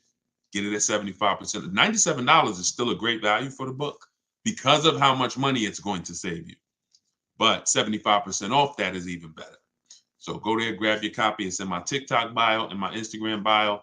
You can go to deshonsbook.com or you can scan the QR code. Okay, can you talk about leasing and getting the best deal? I keep missing that part. Whenever it comes to leasing and getting the best deal on a lease, it comes through multiple offers. You have to show yourself how much the dealers are trying to make on you. The only way for you to see that is for you to look at multiple offers. You're going to see, here's when you know you've done it right. You pick out a car. If you get a price offer for that car, always get it with first month's payment only, out of pocket, no down payment. First month's payment out of pocket, 12,000 miles per year. You can switch this later. Once you find the best offer, you can adjust your mileage. But when we're shopping, we want to shop with average miles so we can judge the deal. So you're going to do first month's payment. You're going to do, and then you're going to divide, once you get the quote, you're going to divide the MSRP. You're going to divide the payment rather into the MSRP. And that's going to give you a number. So if you divide, for instance, 500 is the payment, the MSRP, let's say, is $40,000. 500 divided by $40,000 is 0.0125. Excuse me. The lower that number, the better. If it's 1%, it's a steal. If it's between 1 and 1.5%, that's a deal. But you don't know what your deal is going to be. If it's over 1.5%, then it's just we don't lease those cars. We don't lease cars with bad lease programs. We don't pay over 1.5% because percentage-wise, we're paying too much for a car that we're giving back. So we don't want to pay. We have to be, it has to be a threshold. And I created the 1.5% rule for everyone to know, once I paid above 1.5%, I'm paying too much for a car that I'm going to be giving back in 3 years. It's no value in that lease anymore. So when you do that, you're going to call, if you do it manually, which means you're not working with me, I can't really tell you exact, because when you use my way, you're using my scripts. Everyone who shops my way, if it's in my book, it has my scripts. And what I'm saying in those scripts is telling them what we want. Our first contact, everything is done on a computer. If you're going to do it manually, then you would just call a sales manager and you would get quotes. If I didn't know how to do it, I would just call sales managers and say, hey, I just came from this dealership. I'm looking at this car. Can you give me an offer? I'll give you all the details. And because you have to get at least 5 offers for you to see how much people are trying to overcharge you. Because if you've done it right, y'all, there's going to be a $3,000 to $5,000 swing between the best offer and the worst offer. At minimum, which means you're going to see some people that want $500 a month for the vehicle, and some people that's quoting you $650 a month for the same vehicle. They're going to be like, that's my best deal, $650, and you're going to be like, wow, there's another deal that's at $500. So all that thinking people was the same price, absolutely, no, they're not. No way. No way. Every dealer has a different price. Almost every dealer, unless they're owned by the same people and they're like price fixing, almost all of them have a different price that they're going to offer you. So the key is sorting for the best offer. I like to do it all online without speaking to anybody. If you want to do it manually, online requires you know what to say. Your dealerships are trained for people who are trying to get deals and trying to save money online. Online has been around since 2005, 6, 7. This isn't new. They've had chances to train people to make sure that they're not letting people just save thousands and thousands of dollars online. So they're going to make it hard, which is why we have to know what to say. If they say, hey, can we get you on the phone? Who's heard that? Who's heard that before when you try to shop online? Hey, can we just get your phone number? We can talk. It's a lot easier. Hit the like button if you've heard that. Or what about, as soon as you get on the phone with a dealership, y'all, what's the first question that they ask when they find out you're interested in a car? What's the first thing that they're going to ask you? Let's see. We got hundreds of people on here from every platform. What is the first question? Let me see how common and predictable this is. What does the dealership, from the moment you get on the phone with them, what are they asking you? Okay, I see. What's your credit score? Yep, they're gonna, yep. But I'm looking for come in. Exactly. Exactly. When can you come in? When can you come in? So we got to know what to say. We got to know. I have a response for all of that. Your response for that would be, hey, I'm actually doing all my shopping from home. I'm talking to a couple of local dealers to make sure I get the best offer. And then you always end with a question. Do you have what I'm looking for? Do you have the car that I'm looking for? We need to let them know what car we're looking for, and then we get the offer for it. But you have to be able to, every time somebody tries to get you to go back to shopping the old way, which is coming in, which is going back and forth with them, you have to continually stay on the game of, this is what I'm doing. I'm shopping from home. It's 2024. I can do that. Plenty of dealers are going to make it easy for me to do that. And that's what I'm doing. And and then you'll reveal. You'll see things about most dealers that are going to be like, wow, they're out of control. But you're also going to see the 20% of dealers who are the people you want to do business with. Honest people. They win. They don't mind competing. They don't mind beating their competition with a better price. This is who we deal with. Let's see. I'm not a car person. I like buying I like buying cars that'll last 10 years. Yeah, I mean, that's a good thing. That's a great thing. I told y'all on the earlier hour when we talked, if you're buying a car, it should be long term. Nobody should be buying a car for a short term. You just shouldn't be doing it. You're losing too much money in depreciation, and you're not getting that value back. You pay 15, 20 grand for a car, you're trying to get out of it in 3 years, 4 years. God forbid you pay more, 30 grand, 40 grand. You're not getting that. All that money you're paying, you're losing. You notice how you're never happy when they tell you what your car is worth? You're never happy. When the dealer says, look, yeah, well, your car's worth about 19. That's it? That's all. Man, are you kidding me? Why? Because you put all this money into the car and you're trying to get some back now. You know that car was 40 grand. You know you've been paying on it for years. You know all of this. So the reason why this is happening is because you don't understand leasing in the short term. But anytime you're purchasing, it should be long term, 8, 10 years. It's the only way you're going to make the money back. It's the only way somebody who's leasing is not killing you. Because people who are leasing, getting great lease deals, they're paying pennies for the cars that we drive. We're paying hundreds of dollars less than somebody who's buying every month. What's a good affordable car to buy less than 20 grand? This really depends. It depends on what you're going to need. First thing you got to assess is, what are your needs? Because the biggest thing you pay for is size. You pay for size. So the bigger the car you need, here's what y'all remember if money starts to get tight. If y'all are ever looking at a car and money's tight, I remember when I was at Mercedes, somebody would walk into the dealership, they're looking at an SUV, 3 rows, and they're like, oh, I got a big family. I got all these kids, I need the room, right? So then we start looking at the price and we see that the vehicle is out of their price range. And, even the best deal is still out of their price range.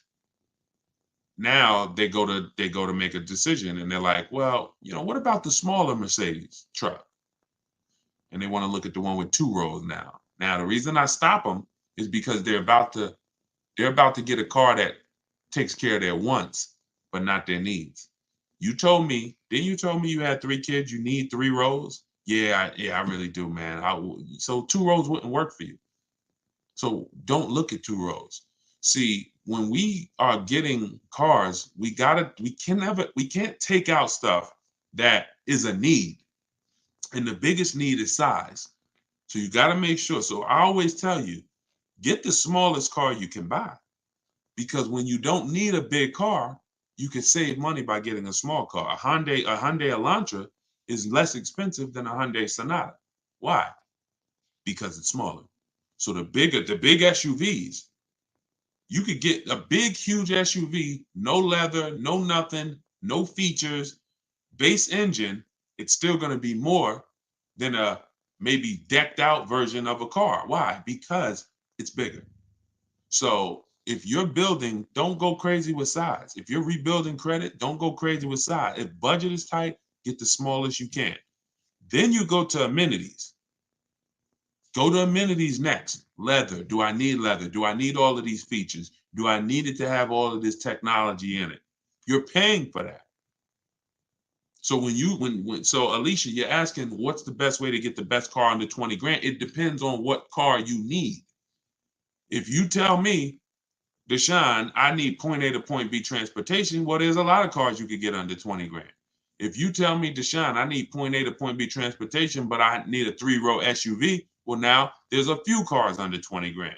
If you tell me, Deshone, I need a big car with a big SUV and it has to have leather and it has to be all of this under 20 grand, then that's fewer cars. And then the other categories are besides size and amenities, we pay for power, we pay for class, and we pay for exclusivity. So if you say, Deshone, I need a big SUV and I want all the leather and all the features and I want the big engine in it, the 400, 500 horsepower engine, and I want to fund it. Well, there's even fewer options because you're not able to. You're building up everything that you pay for in a car. You checking everything. I want everything. So you got to know where to sacrifice. Some people, class is going to be your sacrifice. Watch this, Deshone. I could do a big SUV, but I want a Mercedes, or hey, I want a Lexus. That's different than Chevy. You could get a big SUV with leather, Chevrolet. That same SUV, same size with Mercedes is more money. Class. So you got to know what to take out. Last thing is exclusivity. I want a car nobody else has. You get taxed for that. You're going to pay a lot of money for that. I want the Hellcat, the Demon, whatever it is, whatever that, I'm getting this vehicle, nobody has it, you pay for that. So when it's time, when you're searching, Alicia, you got to say to yourself, what are my needs? And then what are my wants? If my wants might be leather and all that. My needs is I need an SUV. My needs are I need something with a hatchback because I use the back of the truck. I need whatever. Because you don't want to go and get a vehicle that has a bunch of wants that you didn't need, and now you had to get an older one. $20,000 is a decent budget. But if you go trying to get every single thing that you could get in a car, in a big car, and leather and fancy, and look, now you're going to end up getting one with 80, 90,000 miles, and it's going to not be, it's just going to be a bad, it's just, I don't want you to do that. I would prefer you not to do that. Not a good way. So assess your needs, get the smallest car you can, get what covers your needs. And if you need help purchasing it, you can use my videos. You can get my book. It's 75% off. Go to deshonsbook.com, download your copy right now, start using it. I'll teach you how to get the most for your money. That is what I do. Let's see. Shout out to everybody on it. We tied in. I love this. This is my, like, we just now getting into streaming on multiple platforms. So we on YouTube, Facebook, Instagram, and TikTok at once. I love it. I'm looking for a used Toyota. Could everybody share the broadcast? If you are not following me, if this is, your first time seeing me, I would invite you to follow if this is the type of stuff you're into. If you're into really, financial literacy, not everyone is, but if you are into, watching your money, protecting your money, making sure that all the money that's supposed to stay in your household stays in it, then definitely I welcome you to subscribe to us on YouTube, hit the sub button, and follow us on whatever social media platform you're on. Okay, I'm looking for a 7-seater, but want to pay less than $600 a month. So you start with now 7-seater. Now look at those other things that I mentioned. Do we need all those things? Because you could go 7-seater, you would say, what's the least expensive 7-seater out there? You would look at 7-seaters, in the 30. You look at them brand new, and you say, okay, can I afford a brand new one? If you're not keeping 8 years, you stretch your budget a lot more by learning how to get great lease deals. If you're not keeping 8 years and you're like, Deshone, I'm not leasing, you're losing money. It might take you a while to accept that, but I'm never going to stop saying it. So I'll be saying that until you get it or don't get it.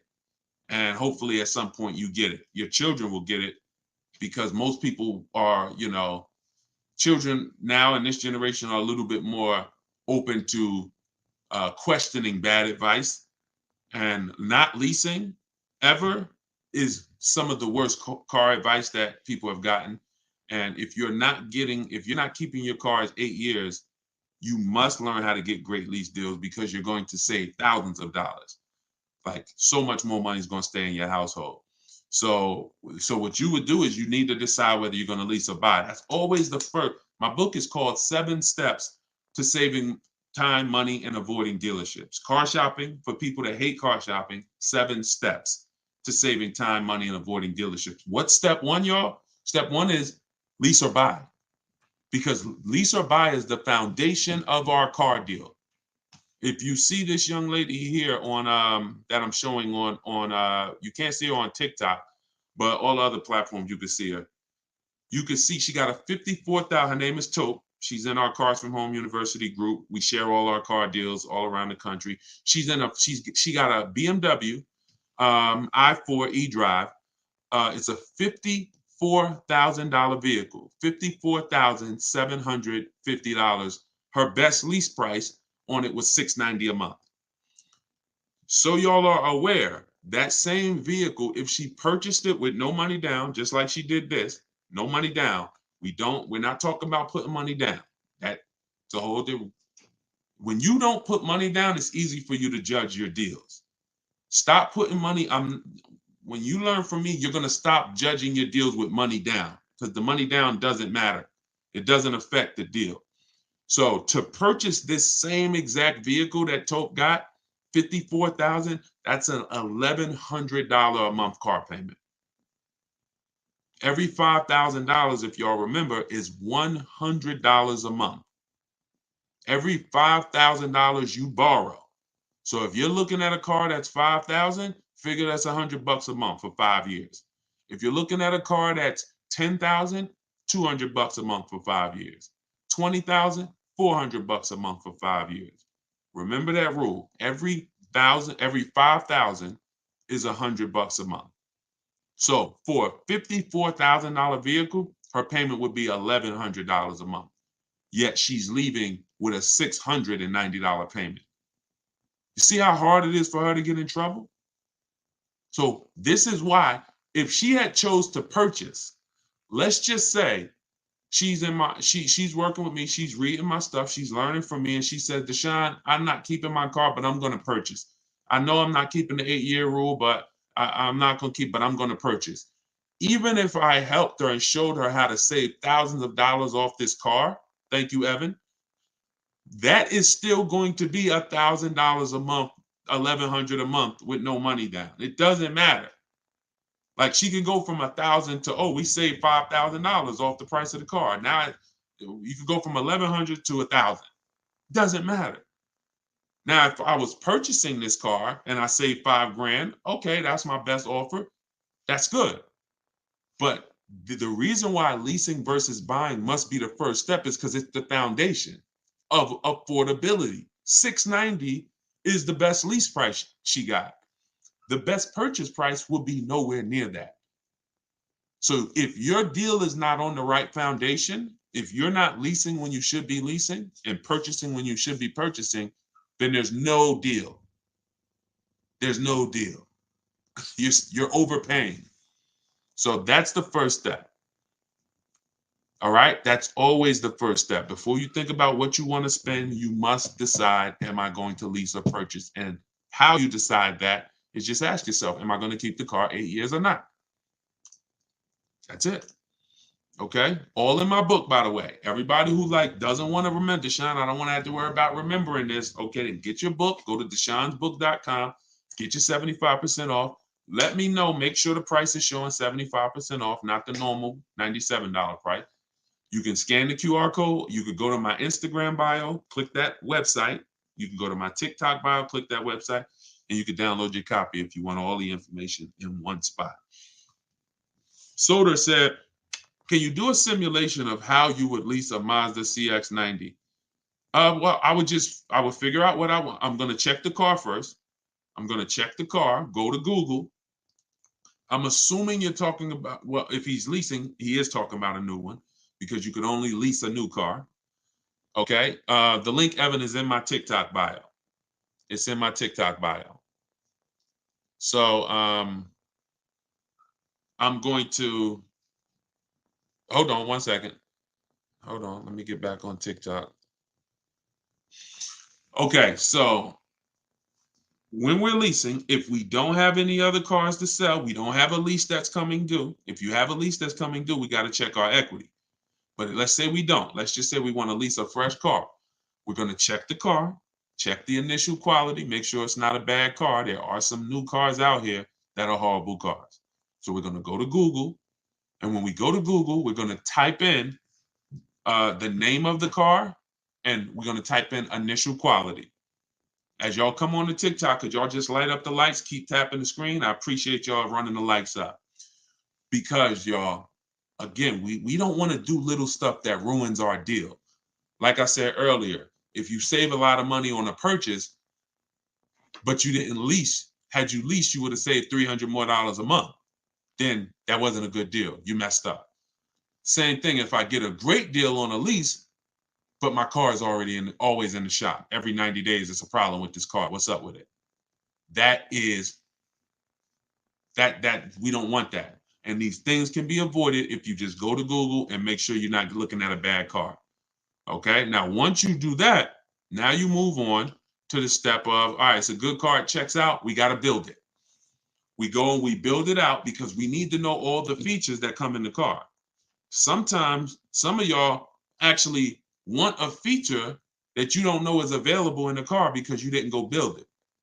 But you got to go build it so that you can decide what you want in it, what you need. Wants versus needs are very important. Needs might be, I need the navigation. Wants might be, I want the big sunroof. I'm good with a regular sunroof too, but I want the big one. I could take the big one. Here's why this is important. When we reach out to dealers, now we're talking to them and we're letting them know what we can. We want dealers looking and saying, do I have any vehicles that match this? Okay, he's looking at a 2024 Mazda CX-5. He said, always give him all your color choices. He said he's open to black, white, or gray. Perfect. He said he wants this trim level, sport. And he said, okay, I must have the navigation. I'm good with a sunroof or I'm good with panorama sunroof. It doesn't matter. This is why this is important. When they hang up, when they look at that on the computer, they go and they look in their inventory and they see what they have and they're looking for a match. If you only gave them 2 limited options, if you only didn't pick out, now they like, hey, well, do you want the sunroof? Do you need the sunroof? So we got to give them everything we want. That's why we build that car out. And once we give them everything we want, we do this online. We literally, in my book, it's $24 at 75% off. You go download your copy, you'll see this is how I do it. I like to send you to the website because you don't have to talk to anybody. Who wants to save money without talking to anybody? Type a $ in the comment box. If you want to save money without talking to anybody, if you want to be able to say, man, I'm saving thousands of dollars, and who's a bad negotiator? Type bad in the comments. Be honest. If you consider yourself, if you be honest and say, I'm a bad negotiator, type me or type bad. This will work for you because you don't have to talk to anybody. Even if you're going to do what I said earlier, if y'all not going to use the book, if you're not going to get the book and use it, then you can call sales managers. That's going to take a little bit more time, and you got to remember what you want, and then you got to be telling them all the information they're going to need. They're going to need to know where you work at because they can't give you the rebates. They don't know if you qualify for any rebates until after they know where you work. They don't know whether you qualify for any rebates until until they know what cars we have in our household. Like I got an Infinity truck. Sometimes they'll give a rebate because you have a competitor brand. You get $1,000, $1,500, whatever it is. So everything, I have this template where you just fill this in. So when you're shopping for a lease or a new car, it has everything that you need there. This is what a dealer must know in order to give us an offer. Okay, could y'all keep lighting up the likes on TikTok, tapping the screen? I appreciate it. I see the likes going up, and I appreciate it. We letting them know, letting TikTok know we changing lives here. We want to set people free financially, but that's what's necessary. Like I'm letting them know what I want, and then I'm doing it with multiple dealers. In the book, I teach you something called the 25-to-5 strategy. That's something y'all going to hear me talk about a lot. That's where we connect with 25 dealers to get 5 offers. 25 dealers to get 5 offers. And what you love about doing it this way is you don't really hear, oh, we don't have that color, or we don't have that. See, when you're talking to 1 dealer or 2 dealers, you're going to hear that. You're visiting 1 dealer or 2 dealers, oh, we don't really have that color. No, we don't have the car exactly like you want it, right? Who's heard that? And then they'll tell you, oh, well, the supply is limited. And they'll tell you, hold on one second, y'all. So they'll tell you that inventory is limited.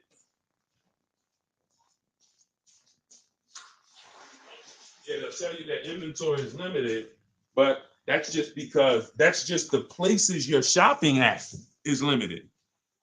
The places you're shopping at is limited. When we shop out of 25 dealers, we're shopping out of 25 dealers' inventory. So yeah, I'm talking to 2 of y'all. Maybe neither one of y'all have what I want. But when I'm talking to 25 of you, maybe 10 of you have what I want. That's why it's called the 25-to-5 strategy. You're going to connect with 25 dealers online, right at your computer, and that's going to lead to 5 offers. And when you see how different those offers are, you'll see why it's important to shop multiple offers. Those offers are going to be about $3,000 to $5,000 different from each other. Guaranteed. Guaranteed. Look at there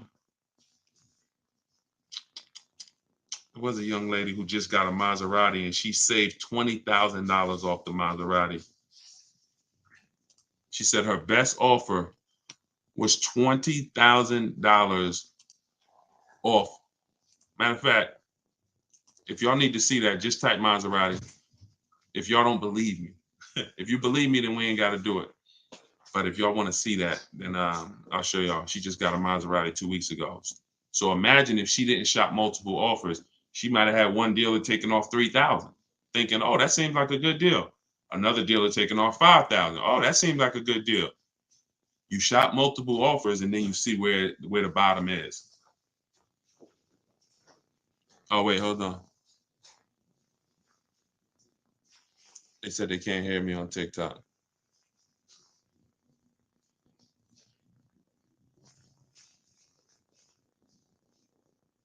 Can y'all hear me now? Can you hear me? How are we on TikTok now? Let me know if y'all can hear me on TikTok before we keep it going. Thank you so much for the strategies and tactics. Absolutely. Look, one thing we're gonna do here is strategies. One thing we're gonna do here is strategy. I'm just trying to see if we're back on TikTok because my headphone had went off. The salesman I've been dealing with for the last few years, for the last few leases, just became a sales manager. Will he still work with me, or will he push me off to a new salesperson? I would only get a quote from him. Hold on. Let me take this off. All right, how about now? Can y'all hear me now? Let me turn this Bluetooth off. Can y'all hear me now?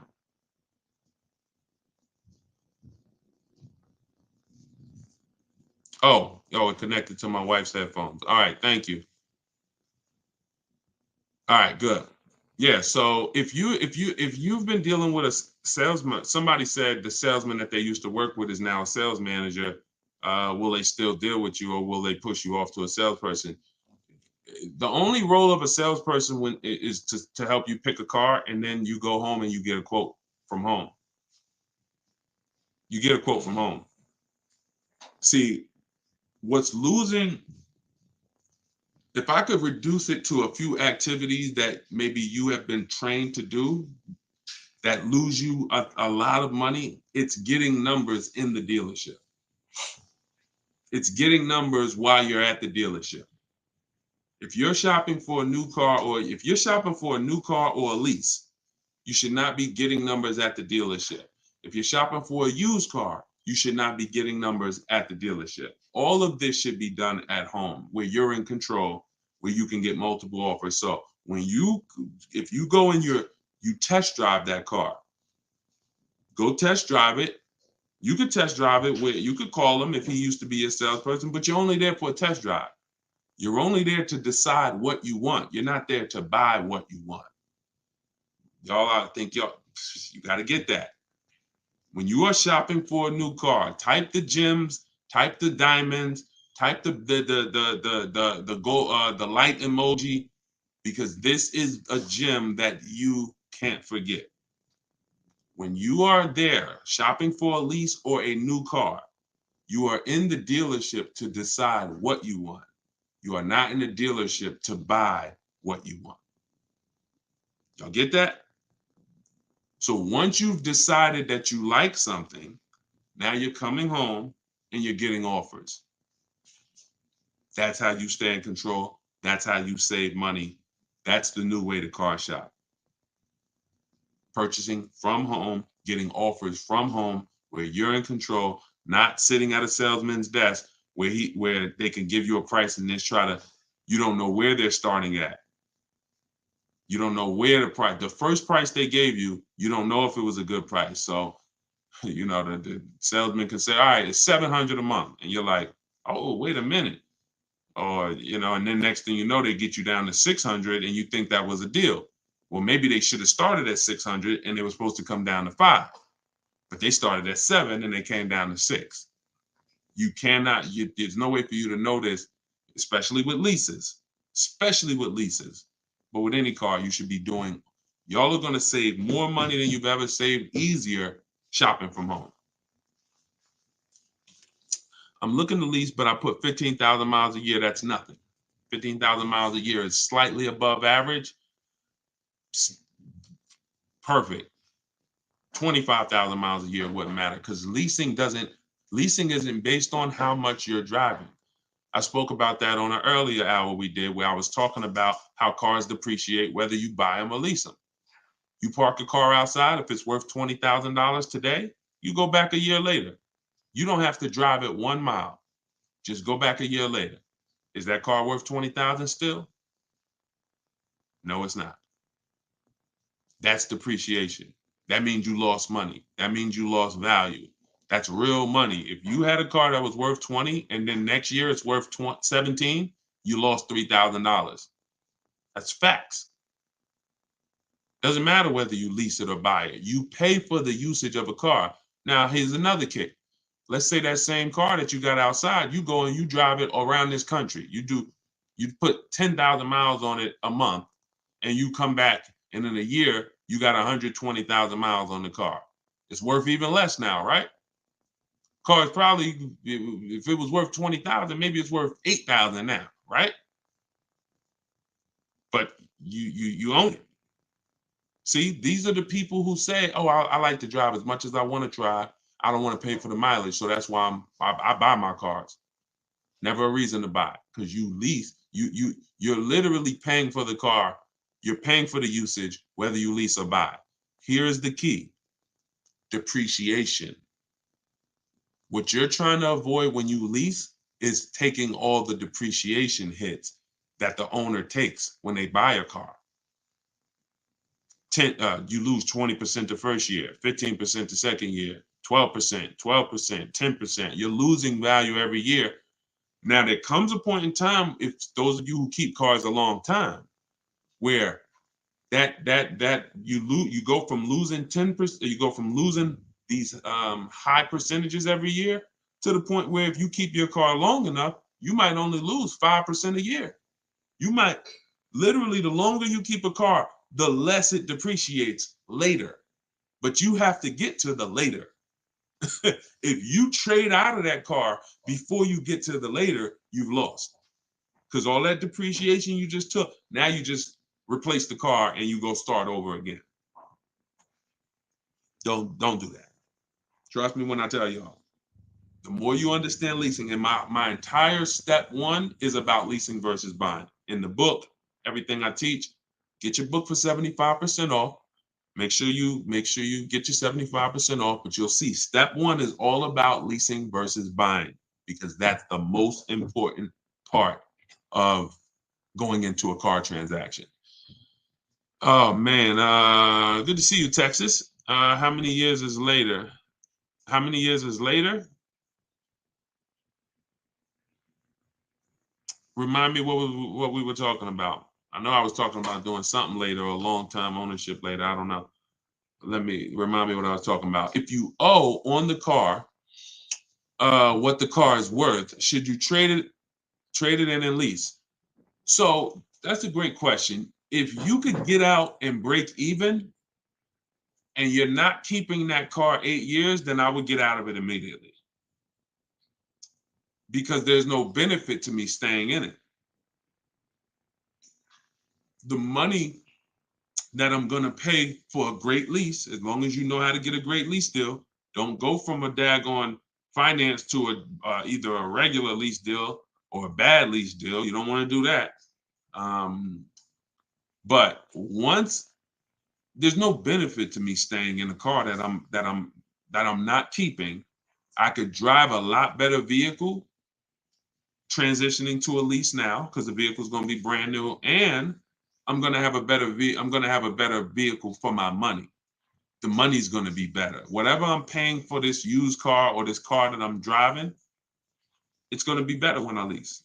It's just going to be better. Again, the only people who should own are people who are planning to pay off their cars, or people who are planning to keep their cars for a very long time, 10 years. That's who should be owning. And the people who are owning, who are thinking about keeping cars for a long time, you ain't thinking about replacing that car. You ain't thinking about when to replace it. You ain't thinking about, should I replace it? You thinking about, okay, I'm gonna pay this thing off, and then this is my car. So if you are thinking about, should I trade this car in and lease now, it's probably because you're a lease person. You're not keeping your cars 8 years, and you should be leasing anyway. So in that case, there's no benefit to you waiting. There's just no benefit to you waiting unless you have negative equity. In the book, I talk about negative equity. Some of you, you're going to have too much negative equity. You're not going to be able to transition to a lease yet. You're going to have to pay down some of the negative equity. I've had me a car 14 years now. I'm looking for a new one. There you go. Listen, definitely, that's how you get your money out of a car. 14 years, great money out of a car. You know, I don't know if you're going to do that again. If that's your goal again, if it is, then you purchase. Then you purchase. Oh, somebody going to comment Maserati. Want to see that Maserati deal? Hold on. Let me get it.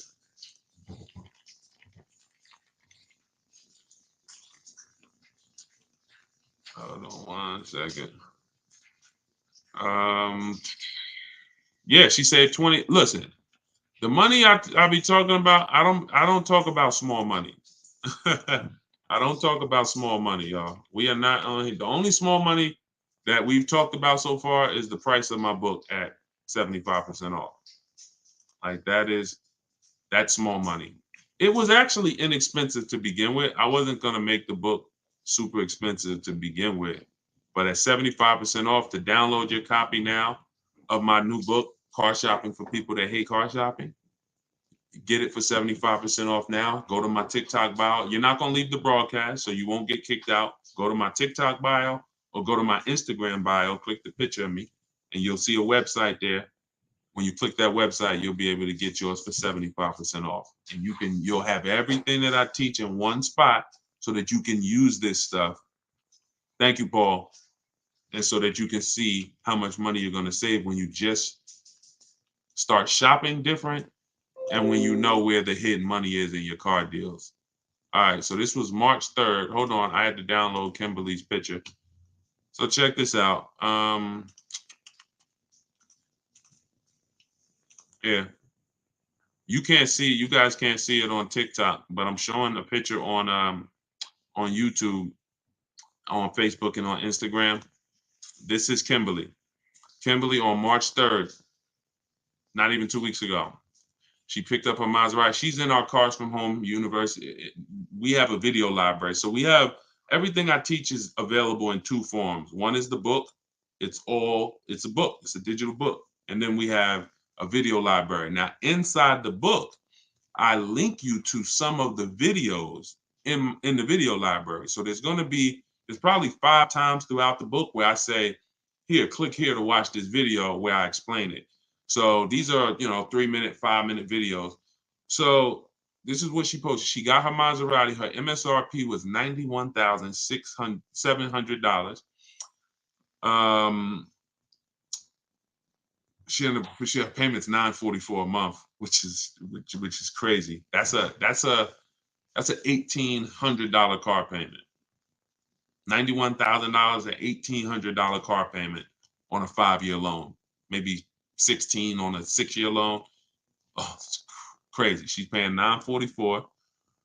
And where is let me see, where is she said I got offers. Look, 7 competitive offers. This is why it's important. This is what I was telling y'all about these multiple offers.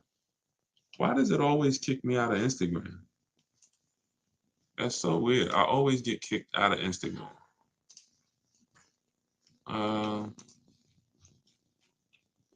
I don't know if Instagram has a time limit or something. I got to see why that always happens. All right, so you can see that her offers were from 1% to 1.8%. And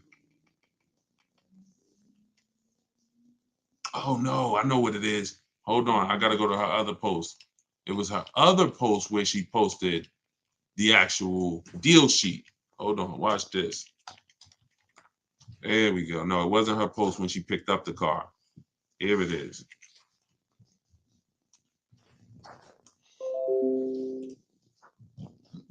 So she has this great offer and she comes in our Facebook group. She's like, okay, how do I lock this thing up? Check this out. All right. And these are the same deals you will make. Like, you don't have to, no matter what your car you're shopping, what car you're shopping for, You'll get to the bottom. You'll know what the bottom is for it. Check this out. So here it is. 91,000. This was a competing offer. This was her best offer before her true best offer. Because the dealer that ended up making her this offer didn't win the business. The dealer that was closer to her said, well, I'll beat that offer. And that's the one she ended up going with. But this one right here had an $86,961 MSRP. And look, the selling price that she got, $66,261. She's sitting at home comfortable, y'all. Talking to multiple dealers, sitting at home comfortable while dealers are bidding for her business. She's sitting up here. She said there are people that were the same time Kimberly was out here shopping for that Maserati. There's other people all around the country who are shopping for that same Maserati, and they're literally in the dealership trying to, hey, come on, man. Can you take off a couple more dollars? Come on, man. Yo, I'm already taking off 5,000 for you. Come on, man. Can you do, come on. So what if you do 7? Can we do 7? Can we do 10? Meanwhile, Kimberly's saving 20 grand while she's at home. Why? Because you have leverage. She's in control. When you use what's in my book, when you use what you're going to learn from watching my videos, you will see I want you shopping with leverage and control where you can see all these offers while you sit at home and they're bidding for your business. It's hard to make a mistake when you're sitting at home in your living room. It's hard to make a bad choice. It's hard to say the wrong thing when you're not talking to anybody. So the key is learning how to shop online properly. That's what I'm here to make sure you do. I know some of you have tried to shop online, but there's a right way and there's a wrong way. The right way gets you those kind of results. I like this, man. Thank you so much, Good Time. Yeah, IG is weird and you get kicked out if they don't know who you are. Yeah, I don't know what that was about. I got to look into that. So I'm trying to pay $287 a month. You just got to see, what does $287 a month get me? $287 a month is probably about a $13,000 loan for 5 years. Maybe about a $14,000, $15,000 loan for 6 years. Maybe about a $15,000 depending on interest rate. So the question always, it's not just what we want to pay. What can we get for what we want to pay? We got to explore it. And you need to know whether you're leasing or purchasing. That continues to be skipped. That's step one. And this answer is, are you keeping the next car 8 years or not? If you call me and said, Deshone, I'm car shopping, man. I would love your help. I want to do things the way you say do it. What's my first step? How long you keeping the car? How many years? I'm gonna keep it for about 5. All right, we leasing. Okay, perfect. What's our next step? And so on and so forth. You must have the first step handled. Leasing versus buying is step 1. It's not step 3. It's not step 2. It's step 1. If you go off the purchase and you should be leasing, you're done. You lose. Don't matter how much money you save, you lose. Because you're losing, you lose. So you must know that. It's the car I want. I'm willing to keep it. Great. So then we go and we get our, do you have a car to sell? Step 2 in the book, equity assessment. This is where we have to take, who's traded a car in before? Type T if you've traded a car in before. If you've traded a car in before, type T. Trade it. All right. A lot of you have. I'm going to tell you something that may be shocking, right? But it's absolutely a fact. You learning from me, if you use what I'm telling you, you'll probably never trade a car in again. Deshone, what do you mean? We never trade cars in? I'm going to tell you why. We use a bidding system. We don't trade our cars, we sell them. We sell them to cash buyers who can look at the car and write a check immediately. These are our Carvanas of the world. These are our Driveways. These are our CarMaxes. These are our Auto Nations. These are Kelly's Blue Book Instant Cash Offer. This is the equity assessment. A lot of times we're losing money in so many places. It's like money leaking out of our car deals in so many places. This is another one of them. We are not trading our car in because, let me ask you a question. When have you ever got the most something was worth trading it? When have you ever, we've never traded anything and gotten the most it was worth, right? We literally, if I sit here and I say, hey, I'll trade you this phone for your bike, one of us is taking a loss. I'm either not getting the max that I could get for this phone, or you not getting the max you could get for the bike. See, so trading in our system, which is a bidding system, we get bids from buyers. When we're ready to buy our new car, we get bids from dealerships. The chances of a dealership winning the bid because they're going to sell us the car we want lower than every other dealership, and winning the bid to buy our old car is almost impossible. It's almost impossible. So you're going to not just beat every dealership that's selling the same product as you, but you're also going to beat all the online buyers that are trying to buy cars, the Carvanas, the people I just mentioned. You're beating them too? Oh, you're going to be out of business soon. They can't burn the candle from both ends. So what we do, this is called timing our transaction. We're going to sell to the highest bidder. We're going to buy from the lowest bidder. So what we've had many times is we've had people who go pick up their brand new car from the dealer who won the bid. And then after that, they go drop off their old car at CarMax and get their check. Or they do the old car first and then go pick up the new car.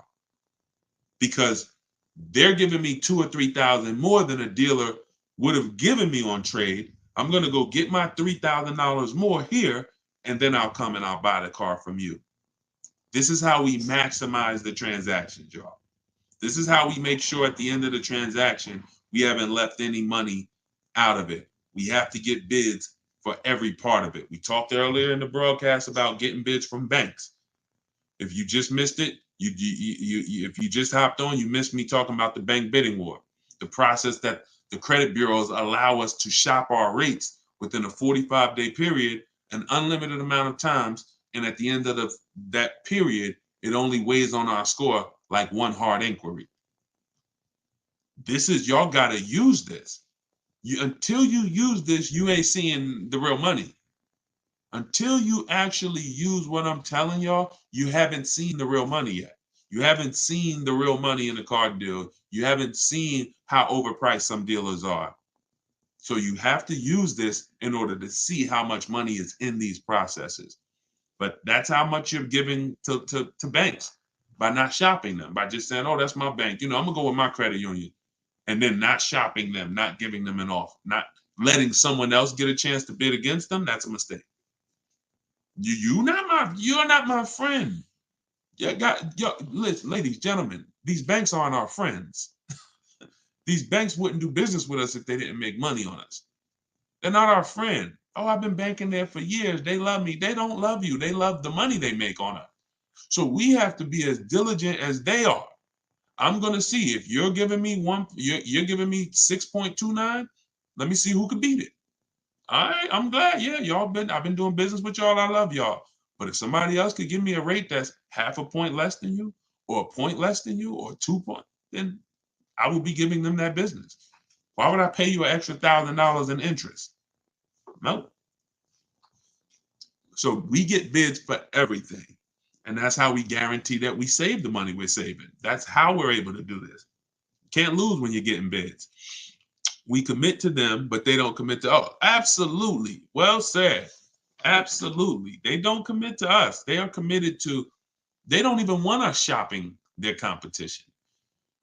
No, none of these banks, dealerships, they don't want us shopping their competition, because that's when we save money. We save money when we shop competition. and we save it easier. Shopping competition is the easiest way to save when you're doing it right, like I'm telling you to do it. It's the easiest way to save. You forget negotiating, forget, oh, take off another 1,000, take off no. Listen, I'll call you back. I'm going to get a couple more offers if you're talking to them. If you're using what's in my book, you ain't talking to nobody because my scripts is in there. I cannot tell you everything to say and you remember it here on a broadcast. But inside my book, Car Shopping for People That Hate Car Shopping, 7 Steps to Saving Time, Money, Avoiding Dealerships, you have all my scripts, you have all my templates, all the websites I use, because I want you to go direct to the dealer's websites. I don't want you going to a third-party website that's going to sell your information. We also always get a Google Voice. That's in there too. You want to get a Google Voice number, and you want to get another Gmail. This is going to be your shopping email.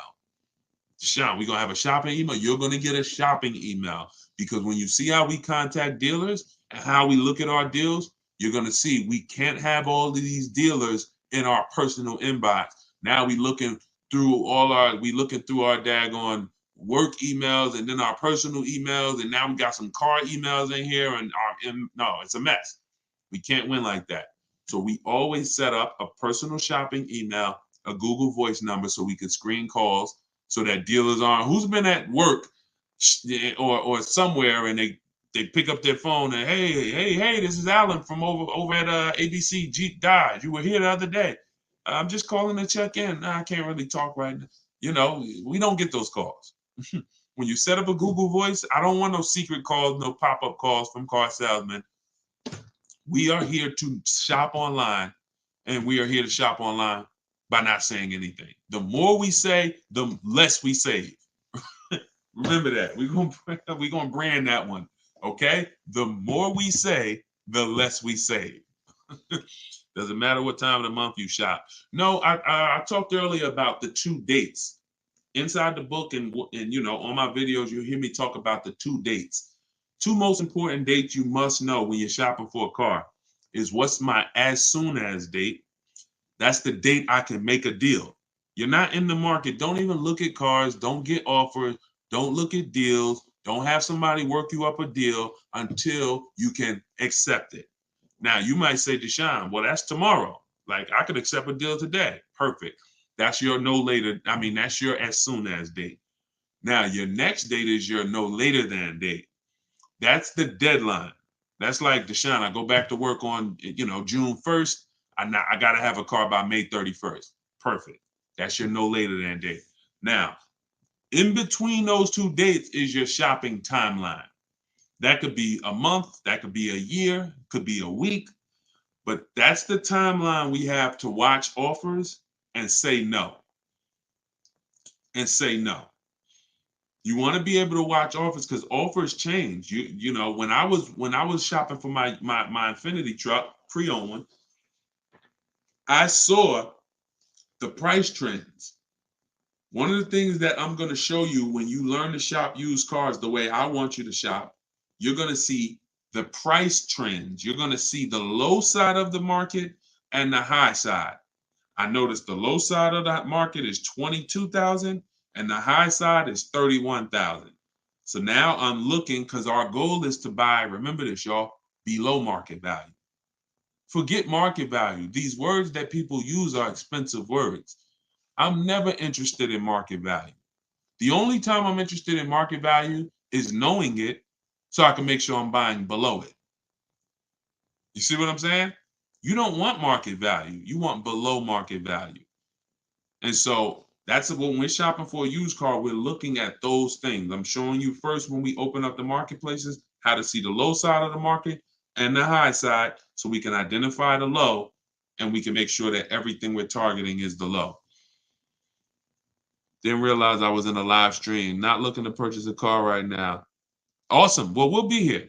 Listen, this is a mission we are on, and we've been on this mission heavy since 2021.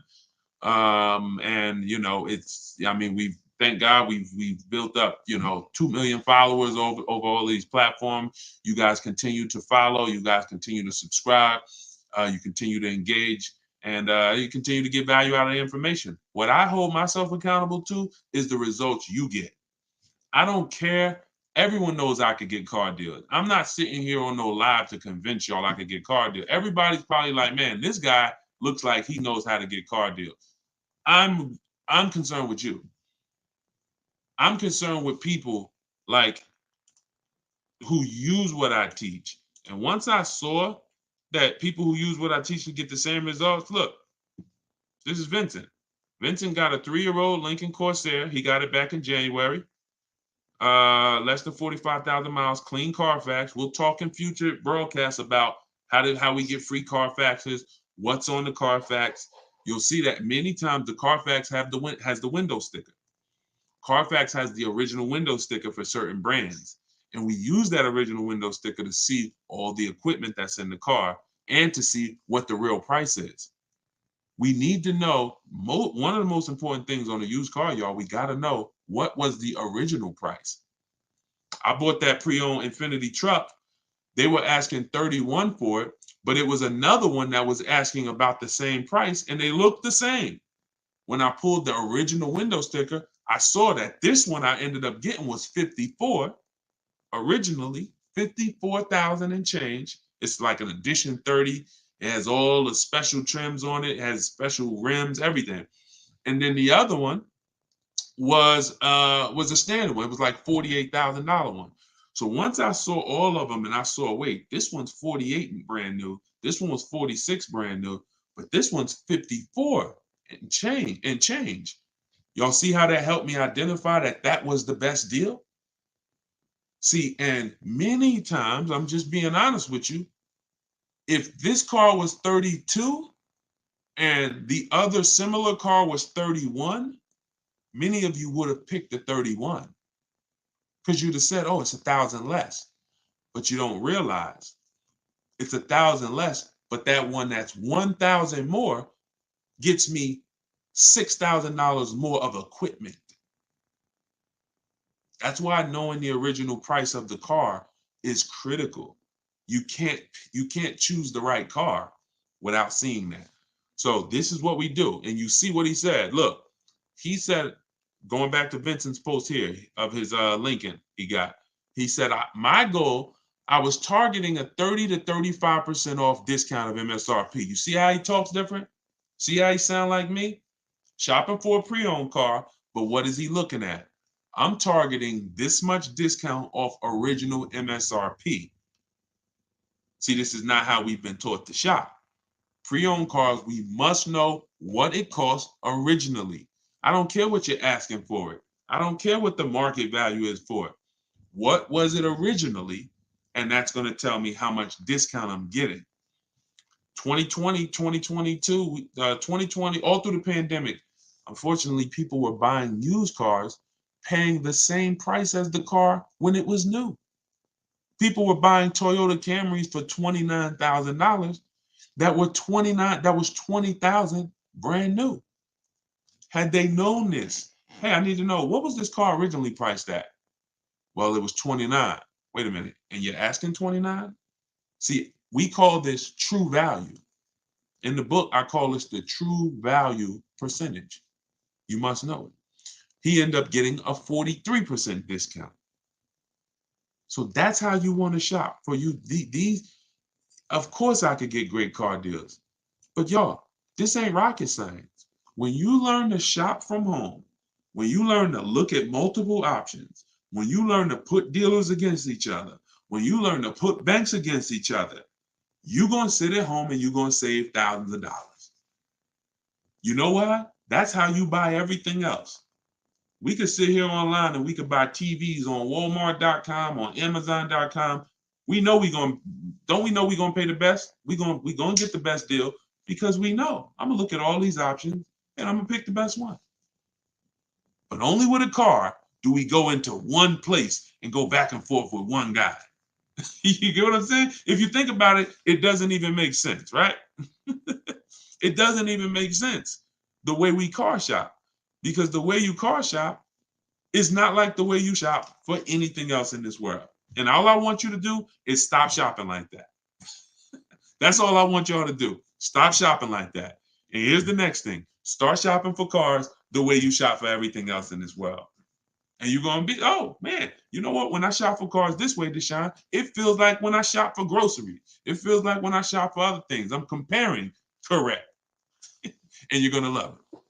I promise you. We got enough people that have started using what we teach. We've been doing this for 2.5 years now to see the transformation is incredible. People just like, man, I can't believe I never knew that this existed. So I compare oatmeal. Exactly, Dave. Listen, everything. You get what I'm saying? We literally have price confidence by comparison.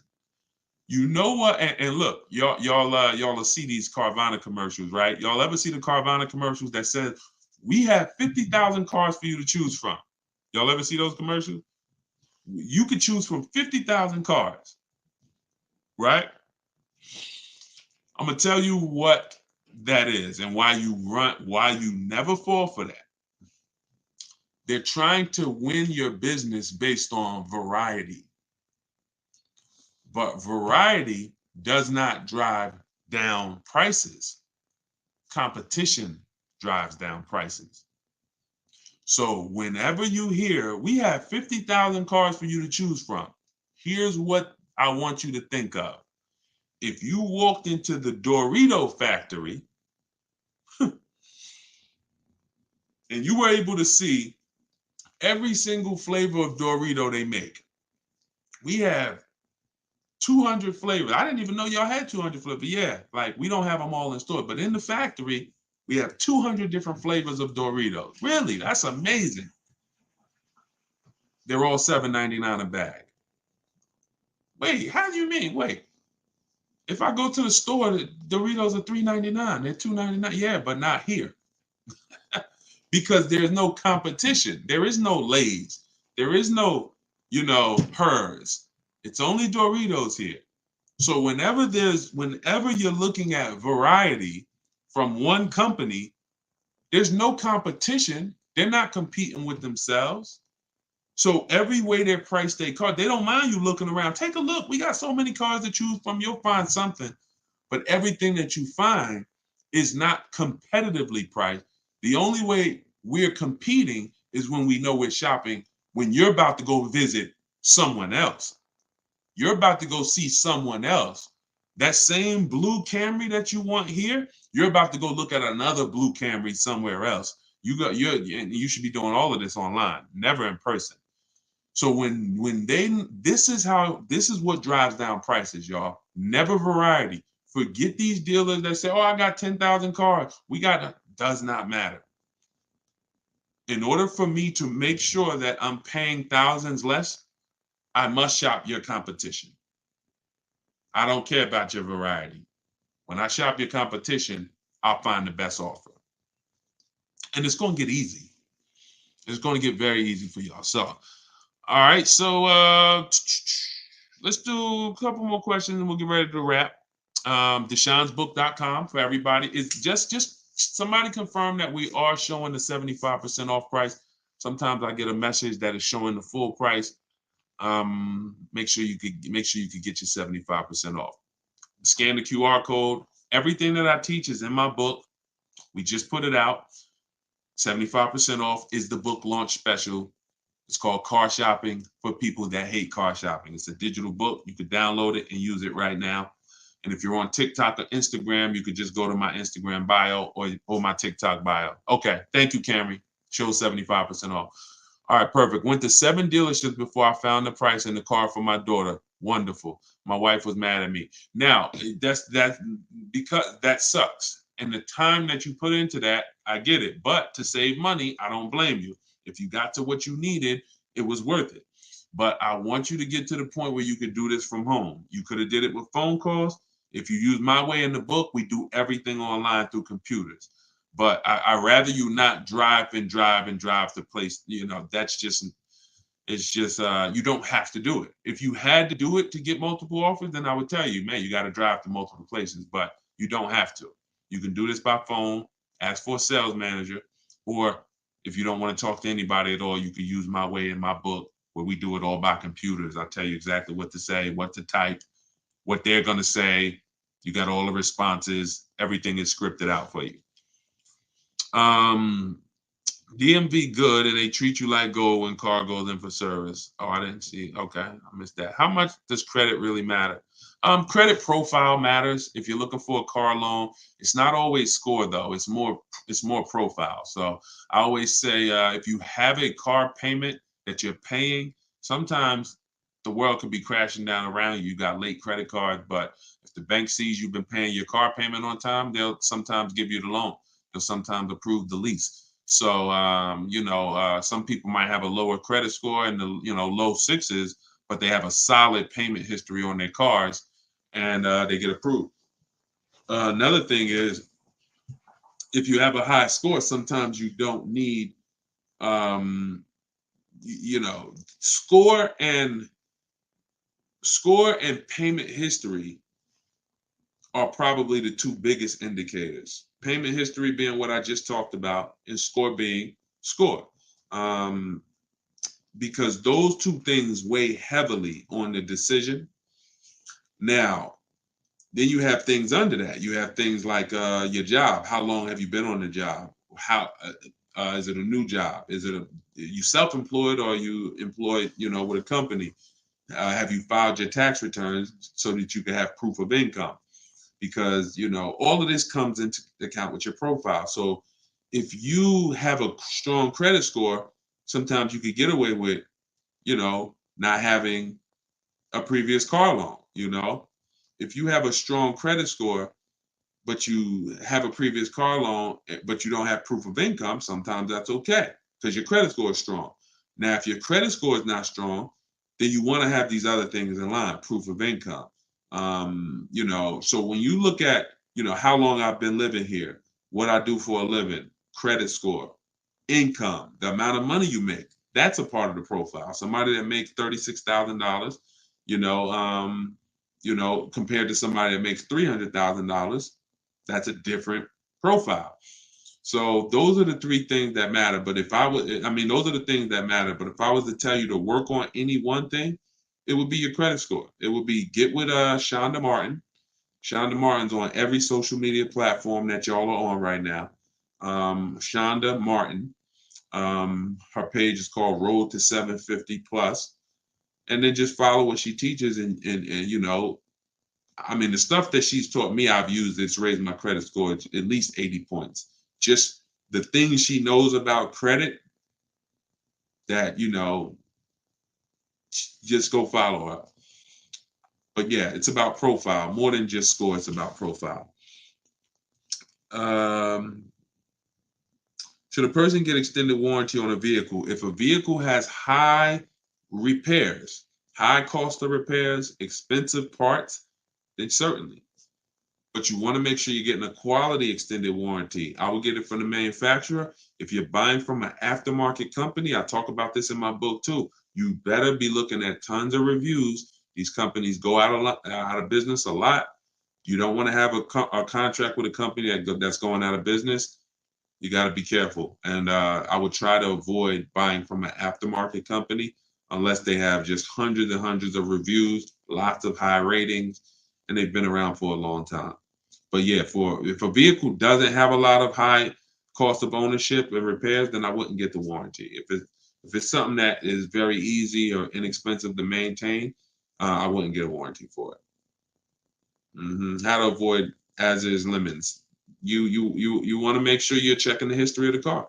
4 things we check when we're buying a pre-owned car: title. What's the type of title? Is it a rental? Is it a ex-loaner car? Is it a salvage title? Is it frame damage? Total lost vehicle? That's the first thing.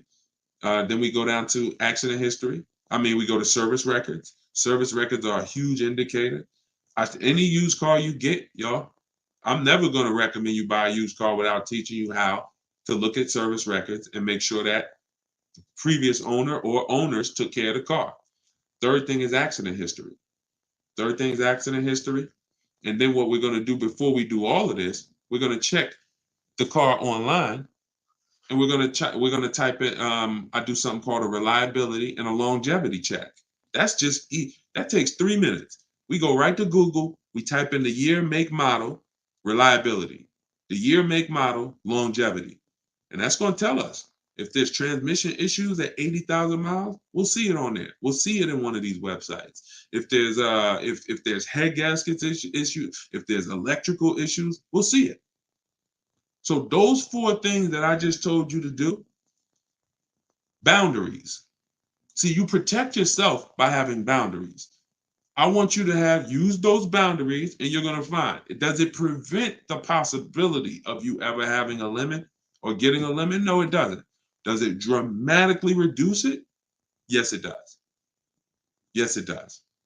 And that's all we can do. There are no guarantees in life. What I want you to do is have a plan that allows you to protect yourself. And then, in the worst case scenario, something bad happens, this was just a bad event. But it wasn't an event because I didn't know what I was doing. It's not something that happened because I bought a bad car, or I bought a car over my budget, or I bought a car that didn't have a quality history. That's why I'm having problems with this thing. So that's what you're saying now. If, some of you may be experiencing that now. Dag, if I would have knew all of this about how to make sure I got a good car, how to make sure that I got the right price, I wouldn't be in this issue. That's what you're saying now. But I want you to be on the opposite side of that. And just knowing what to do will put you on that. So just follow those steps. If you follow those steps, you're good. You don't have to worry about getting a limit. What fees not to pay for? Well, on a purchase, we only pay taxes, documentation fee, and taxes, documentation fee, and motor vehicle fees. On a purchase, that's all we're going to pay. Now, there is a destination charge for new cars that comes on the window sticker. That's to get the car from the factory where it's built to the dealership. So that's built into the price of the car. But those are the real fees. When we get into leasing, you got acquisition fee that's built in. We don't pay attention to fees when we lease because we're comparing percentages. What I teach you how to do, this is all in the book, by the way. Everybody who got their book, shout out to you. DeshonesBook.com, get your 75% offer. Download my new book, Car Shopping for People That Hate Car Shopping. It's all in there. When you are hold on.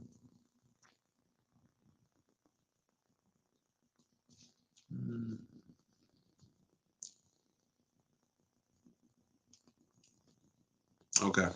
So sometimes I read the comments at the same time I'm talking and I forget what I was saying because we just going from subject to subject. So it was somebody asking about lease, what fees not to pay. That's what it is. Yeah, when we are shopping for a lease, we are comparing percentages.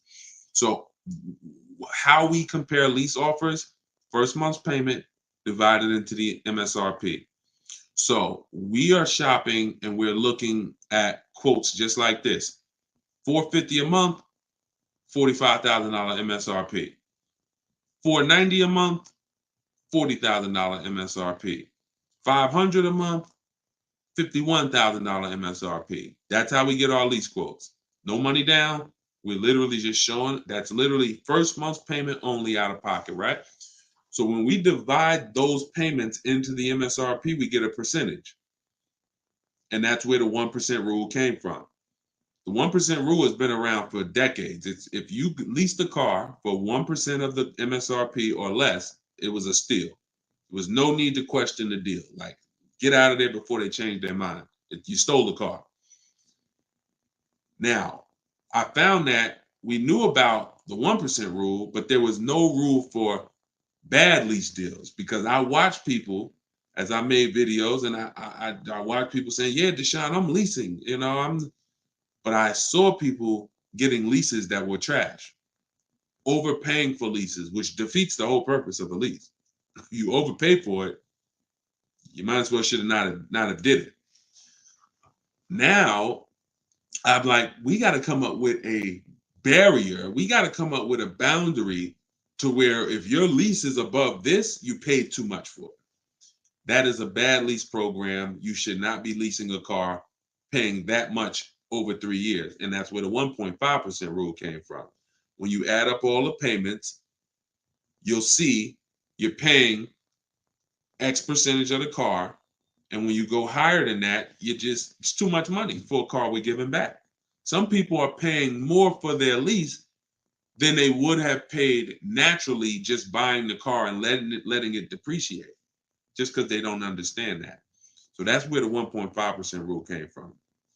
Does the 1% rule apply with these current interest rates? KM, let me show you some. You can't see it because you're not on TikTok, you're not on Instagram. If you were on Instagram, Facebook, or YouTube, you would see what I'm sharing right now. Somebody just asked, does the 1% rule apply? And they've been asking, y'all been asking me that really since I started talking about it. Y'all been asking me, does the 1.5% rule? We do this. This is Greg. Got his vehicle in February. The vehicle is $56,275. It is a Kia EV6 Wind with the tech package. His payment is $527 a month. So before this and before you saw, here's Kimberly. Kimberly's vehicle is $91,761. Her Maserati. Her lease payment is $944 a month. 1.09%. Now, out of all of my members, we have probably 1,400 members, 1,500 in Cars from Home University. These two have gotten the best leases because the program was there. In order to have a lease be a 1% or in the low 1%, you got to have an incredible lease program. We don't know what it's going to be. She didn't know it was going to be a 1% lease before she shopped it. Greg didn't know it was going to be 1%. We go in saying, if I could get 1.2%, 1.25, that's good value. You're going to see that's what I teach in the book. I go in, if I could get 1.25, that's good value. Up to 1.5 is still good value. But we don't know what it's going to be until we shop. Some people are getting 1.2, some people are getting 1.1. But when you got a dealer that's giving you a huge discount, like Kimberly got, you got a good lease program on the 2023, which she got, and she got, it all things. In order to leave with your best lease deal, you need a huge discount from the dealer. You need them to discount the car the most they can. If they have any rebates, you need them to give them to you. And then you need them to make sure they're not marking up the money factor. And then that's what comes into a lease. And there's no way for you to get this unless you're shopping competitively. She never saved 20 grand without shopping competitively. So yes, the deals are out here. They've been out here. We've been making deals all through the pandemic, y'all. The deals are out here now. But for those of you who don't want to shop the new way, you want to stay in that old way of shopping, that one-to-one way of shopping. Nah, ain't no deals out here. Ain't no deals out here. It's nothing out here. Everything's overpriced. 1% of MSRP. Yep, you got it. 1% of MSRP. And that's been around for years. The 1% rule has been around for years. All right, so there we have it, y'all. We went over a lot. I'll be back for another hour very soon. If you're on our email list or if you're subscribed to our channels, you will get notifications of when we go live so you can hop on. Everybody who's shopping for a car, I want to make sure that I'm with you to make sure you have the guidance, to make sure you know the strategies, know where the hidden money is, and you save all the money that you're supposed to save, every dime of it. So you can get my book for $24. That's 75% off for our launch. Just came out. It's called Car Shopping for People That Hate Car Shopping. 7 Steps to Saving Time, Money, and Avoiding Dealerships. You can click on see that picture of me on the top of TikTok. Click that. If you're on Instagram, click that picture of me on the top and click that website at the top of my profile. And you'll see a link there that says 75% off my new book. Get your copy, use it, so that way you don't have to remember or try to remember everything that we just went over. Because I know some of you are like, Deshone, man, we just went from a lot of subjects. We're We're answering all types of questions. If you don't want to remember that, you can have it right in your hand at 75% off. Or you can go to deshonesbook.com or just scan the QR code and get your 75% off. So always a pleasure. No, matter of fact, I'm gonna show you this. And Rain, let me show you this before you leave, before I jump off. You can't even see it, Rain. If you go to any of these other platforms and you watch the replay, you'll see it. She said, I can't tell if it's a man or, oh, no, it's a guy. He said, I've been trying to get a Telluride for years, but the markups are crazy. Let me show y'all this. Let me show y'all this right now. And this is what I tell y'all when I say that to those who are shopping the old way, to those with old strategy or no strategy, ain't no deals out here. But to those who are like, Deshone, I want to learn, I want to use this way to shop, oh, deals are out there. Deals are out here. I'm just going to snatch a couple people I could find that I know have gotten Tellurides, and I want to see. I want you to see what they're paying. Hold on. So this is a $54,000 MSRP.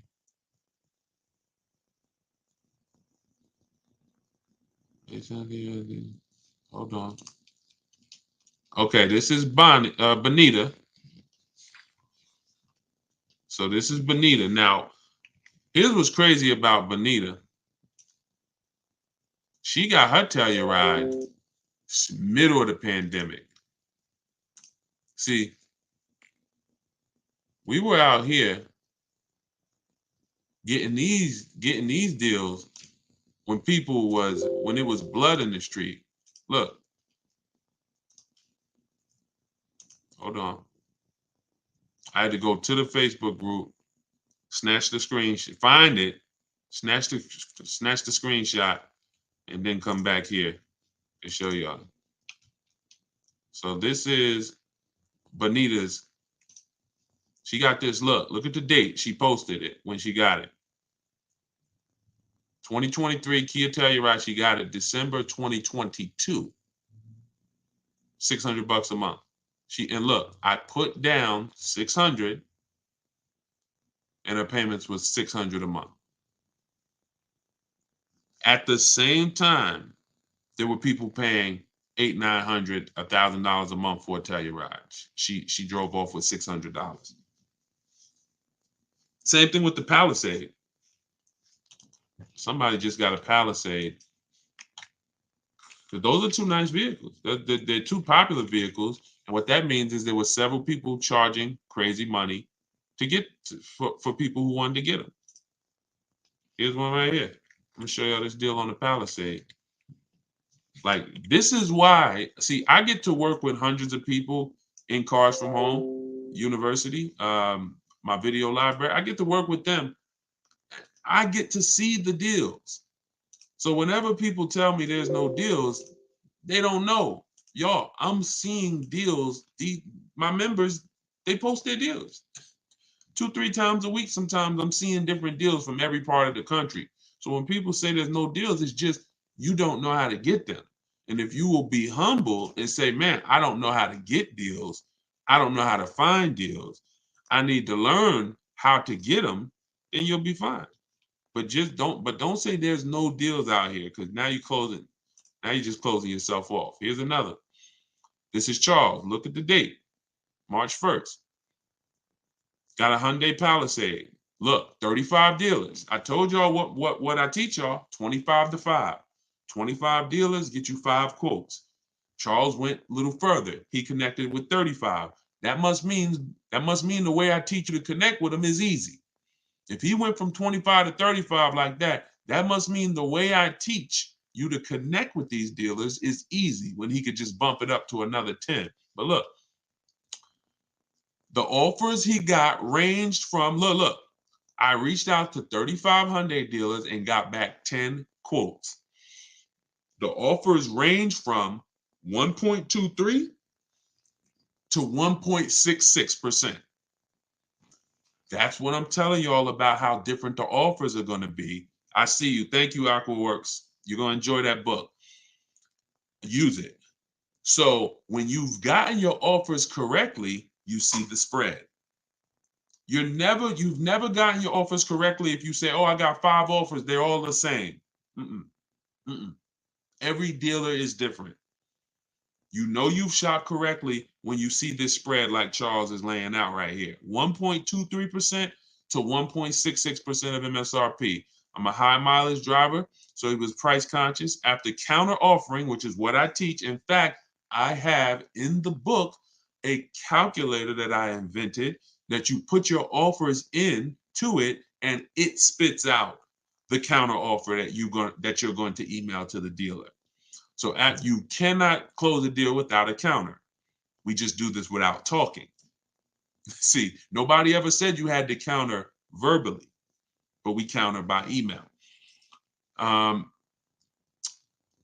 Look, I never thought I'd be able to afford a car that's almost $50,000. Look at this. $597 a month. MSRP was $48,595 on his Hyundai Palisade. His quote was $597 a month. Y'all, do y'all realize Hyundai Palisades, people out here buying them right now, $48,000 vehicles. Y'all realize with taxes and fees, that's about $1,000 a month payment for 5 years, $900 payment a month for 6 years. He's paying $597.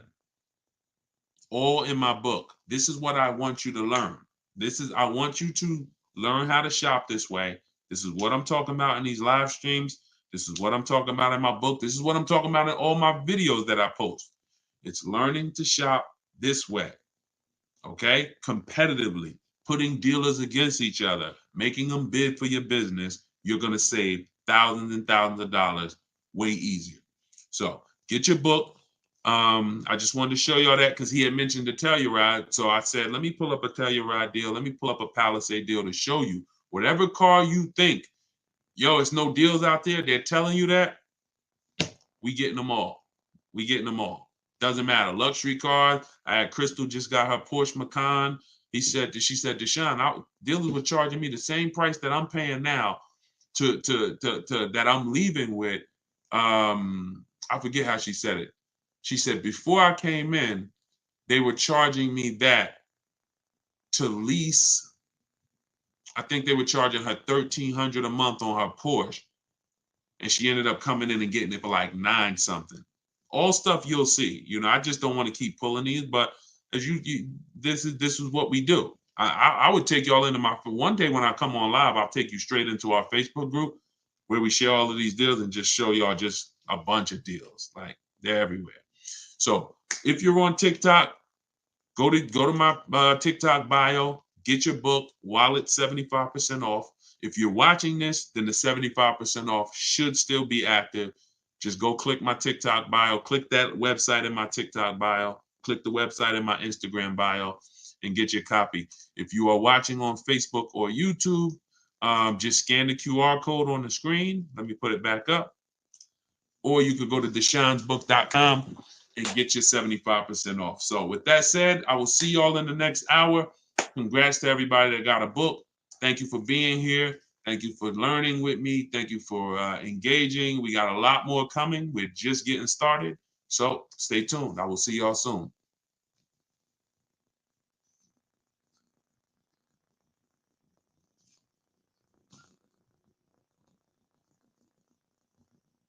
Somebody just said they're paying $730 for the same car. So that same Hyundai Palisade that this person's paying $597 for, they're paying $730. That sucks.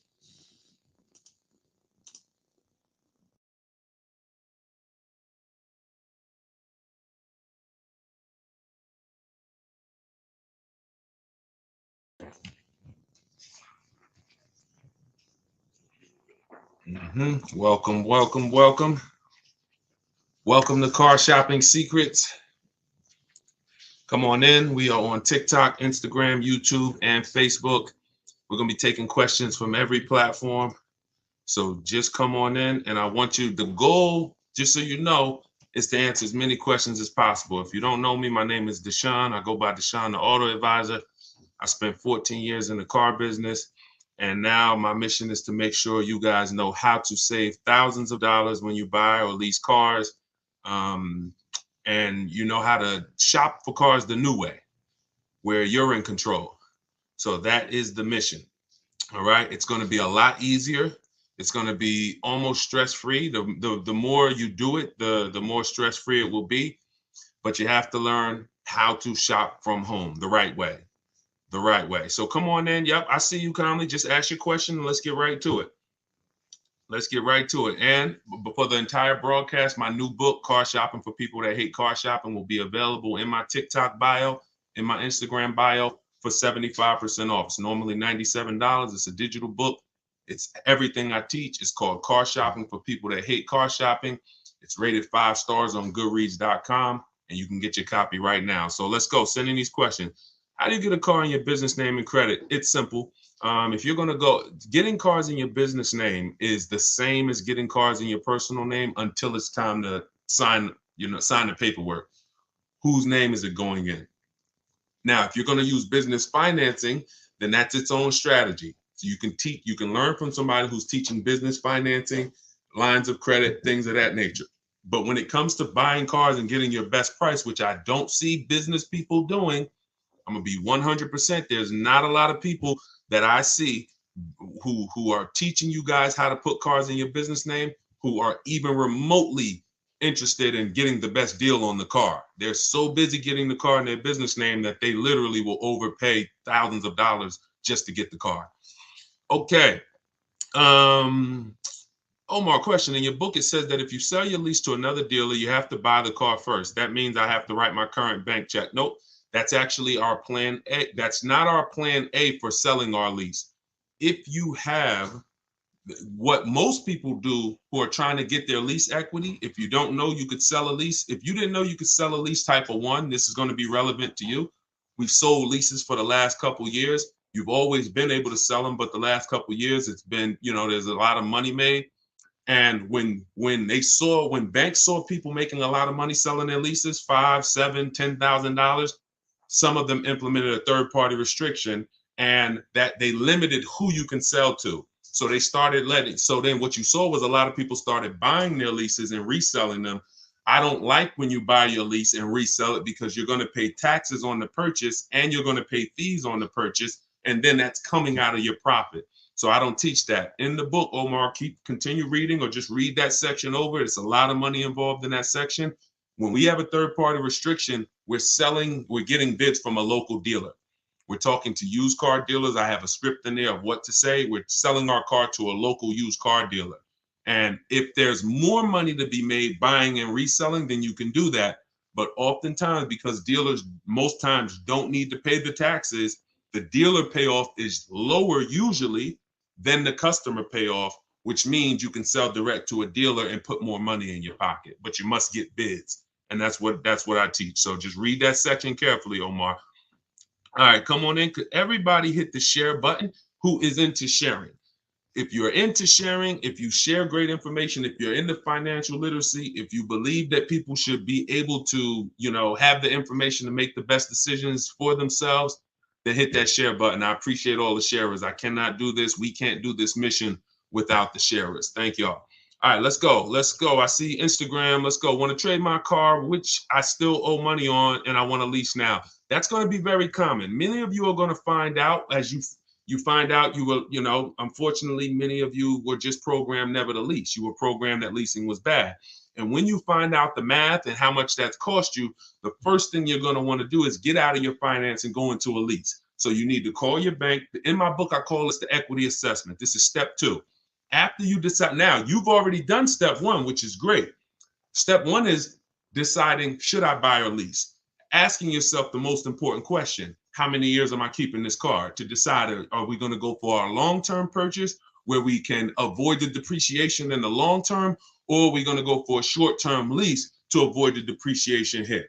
Once you answer that question, that's step one. Now we move on to step two, which is our equity assessment. That's when we have to look at the current car we have, and we have to find out what our position is in it. Are we in a negative position? Are we in a positive equity position? So you're going to call your bank, find out what your payoff is, get your payoff. Don't look at your residual value on your contract. Don't look at, whatever your statement is. If you're going, you can do this with a finance, you can do this with a lease. The equity assessment process starts the same way. You call, you get a payoff, you find out what you owe, and then you're going to go to the online bidding, to the online car buyers, and you're going to get offers so that you can find out relative to what you owe, how much is the market value of your vehicle. And the market value is based on how much someone's willing to pay you for the car. It's not based on what a algorithm site says. It's based on, I got 6, 7, 8 cash offers, which is when you follow this process, that's what you're going to get. And you take the highest one, and then you look at what you owe. And if the highest offer is greater than your payoff, that's called equity. If the highest offer is lower than your payoff, that's negative equity.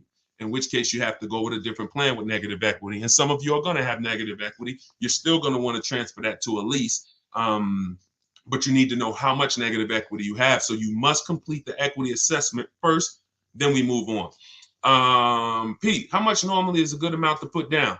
So when we look at putting money down, it's all payment management. If I'm financing a car and my goal is to pay off the car as quick as possible because I'm keeping it for, 8, 10, 12, 15 years, then I'm going to put as much money as I can down. But it goes back to what we talked about in the last segment. If y'all were here in the last segment, you remember we talked about what you're doing with your money. So let's say a person is using them, you got your money invested, you're getting returns on your money, 8, 10, 12%. Then if you have a low interest rate, you might want to ride that out. So there's 3 ways to go. You're either going to say, all right, I'm not really interested in getting, investing my money. I'm not getting a lot on my money. Most of my money is either in the bank or in savings, and that's what I do. In which case you might say, I want to pay off this car as quick as possible, and then I want to just have no car payment. So I'll put more money down in that scenario. In a second scenario, you're investing your money and you say, okay, I'm going to use the bank's money at a very low interest rate if it's available, 2-3%, 0%, 0.99%. I'm going to use this money, let my money make more money for me, and then I'm going to put as little as possible down. And then the third case is when you say, okay, well, the third case is probably going to cash or a lease scenario, but that's how you would compare it. It depends on your personal choices, what you're doing with your money. And if you're not into investing and making a lot of money on your money, then you probably want to get that car paid off as quick as possible, in which case put as much as you could afford to put down so that the loan's out of the way as soon as possible, but it's all personal. All right. I see from IG. Is it a way to get a lease without a down payment? Look, are you kidding me? And that's not an insult to your question. That's just, this is all we do. I know you might have looked at these questions and you said, you might have looked at these lease deals online and you see all of these deals that say, hey, put $3,000 down or the $32.99 do it lease signing. Listen, the lease is custom. You choose the mileage. You choose the structure. So the way we shop, this is all in my book and this is all in my free videos. So as you go through all my free videos, y'all gonna hear all of these things match. Whether you on these lives with me, whether you watching my videos, could we keep hitting the likes on TikTok? Let's shoot the likes up even more. Appreciate y'all. Whether you're looking at the free videos, whether you're on a live or whether you're in the book, you're gonna see they're all the same. So when the way we shop for a lease is we are picking our car and we're going to get our offers with only first month payment out of pocket, 12,000 miles per year. If anyone tells you they can't do that, they're lying to you. Straight up, they are lying to you. And that's why we never put our faith in one dealer. In my book, I have something called the 25-to-5 strategy, where we're connecting with 25 local dealers online in 20 minutes. I know it sounds crazy, but when you got a computer and you know where to go and what to say, and you're using copy and paste messages, you're just letting them know. I'm gonna let 25 dealers know in 20 minutes what I'm looking for, because out of that 25 dealers, maybe 10, 12 are gonna have a car that I'm interested in, depending on the car, maybe 10, 12. And then out of that, I'm looking to get 5 to 7 offers. So it's 25 to 5, 25 connections, 5 offers. And until you start doing this, until you start looking at 5 offers, y'all, you're not going to see how overpriced some dealers are. When you start looking at 5 offers, you're going to see how overpriced some dealers are. And because about 80% from what we see, and I've worked with hundreds and hundreds of people around the country, over 1,600 people now in my private group, there is literally 80% of dealers are going to take a shot at you to the tune of thousands and thousands, but 20% of dealers are going to be the best. They're going to be honest. They're going to make shopping from home easy. They're going to try to beat their competition, and that's the people that we end up purchasing from or leasing from. Is it better to lease or buy when using for a business? It depends on the type of business. The only business that I say it's not better to lease. See, leasing is for people who are not keeping their cars 8 years. Very simple. It's called the 8-year rule. And when you see that what it's about is avoiding the depreciation hit. When you're buying a car, your biggest expense by far is depreciation. If you buy a car today for $30,000, brand new car, what's that car worth in 5 years, y'all? Throw some numbers out there. If you buy a car today, $30,000, brand new car, what's that car going to be worth in 5 years? Throw some numbers out there. Thanks, Ed. I see you, man. Appreciate you. Look, let's see what people come in at. Hold on, hold the question, Dolan. Now I got my man Dolan working in the background so we can see everybody's question. But hold on, let's go deep on this. It's not going to be worth 17. If you could buy a car for 30,000 and then it's worth 17 in 5 years, that's not going to happen. So let's just and 22. See. All right, this is a deeper problem. Let me hit on this, y'all. Let me hit on this. This is a big problem. All right. Some of you let the last 3 years fool you. And this happened to car dealers too. There are still car dealers out there that think this is pandemic, and they're trying their best to hold on to what was. I used to, during the pandemic, some car salesman said, man, somebody will walk in, I tell them they got to pay $8,000 over sticker, and I got it. I could get them to pay that. They're still trying to hold on to that. They don't realize that over a year ago, their competition started adjusting and started really doing, well, their competition was doing deals from the get-go. So that's them. But let me talk to you. If you bought a car in 2018, 17, 16, 19, 20, early 2020, you could have sold that car and actually either made money.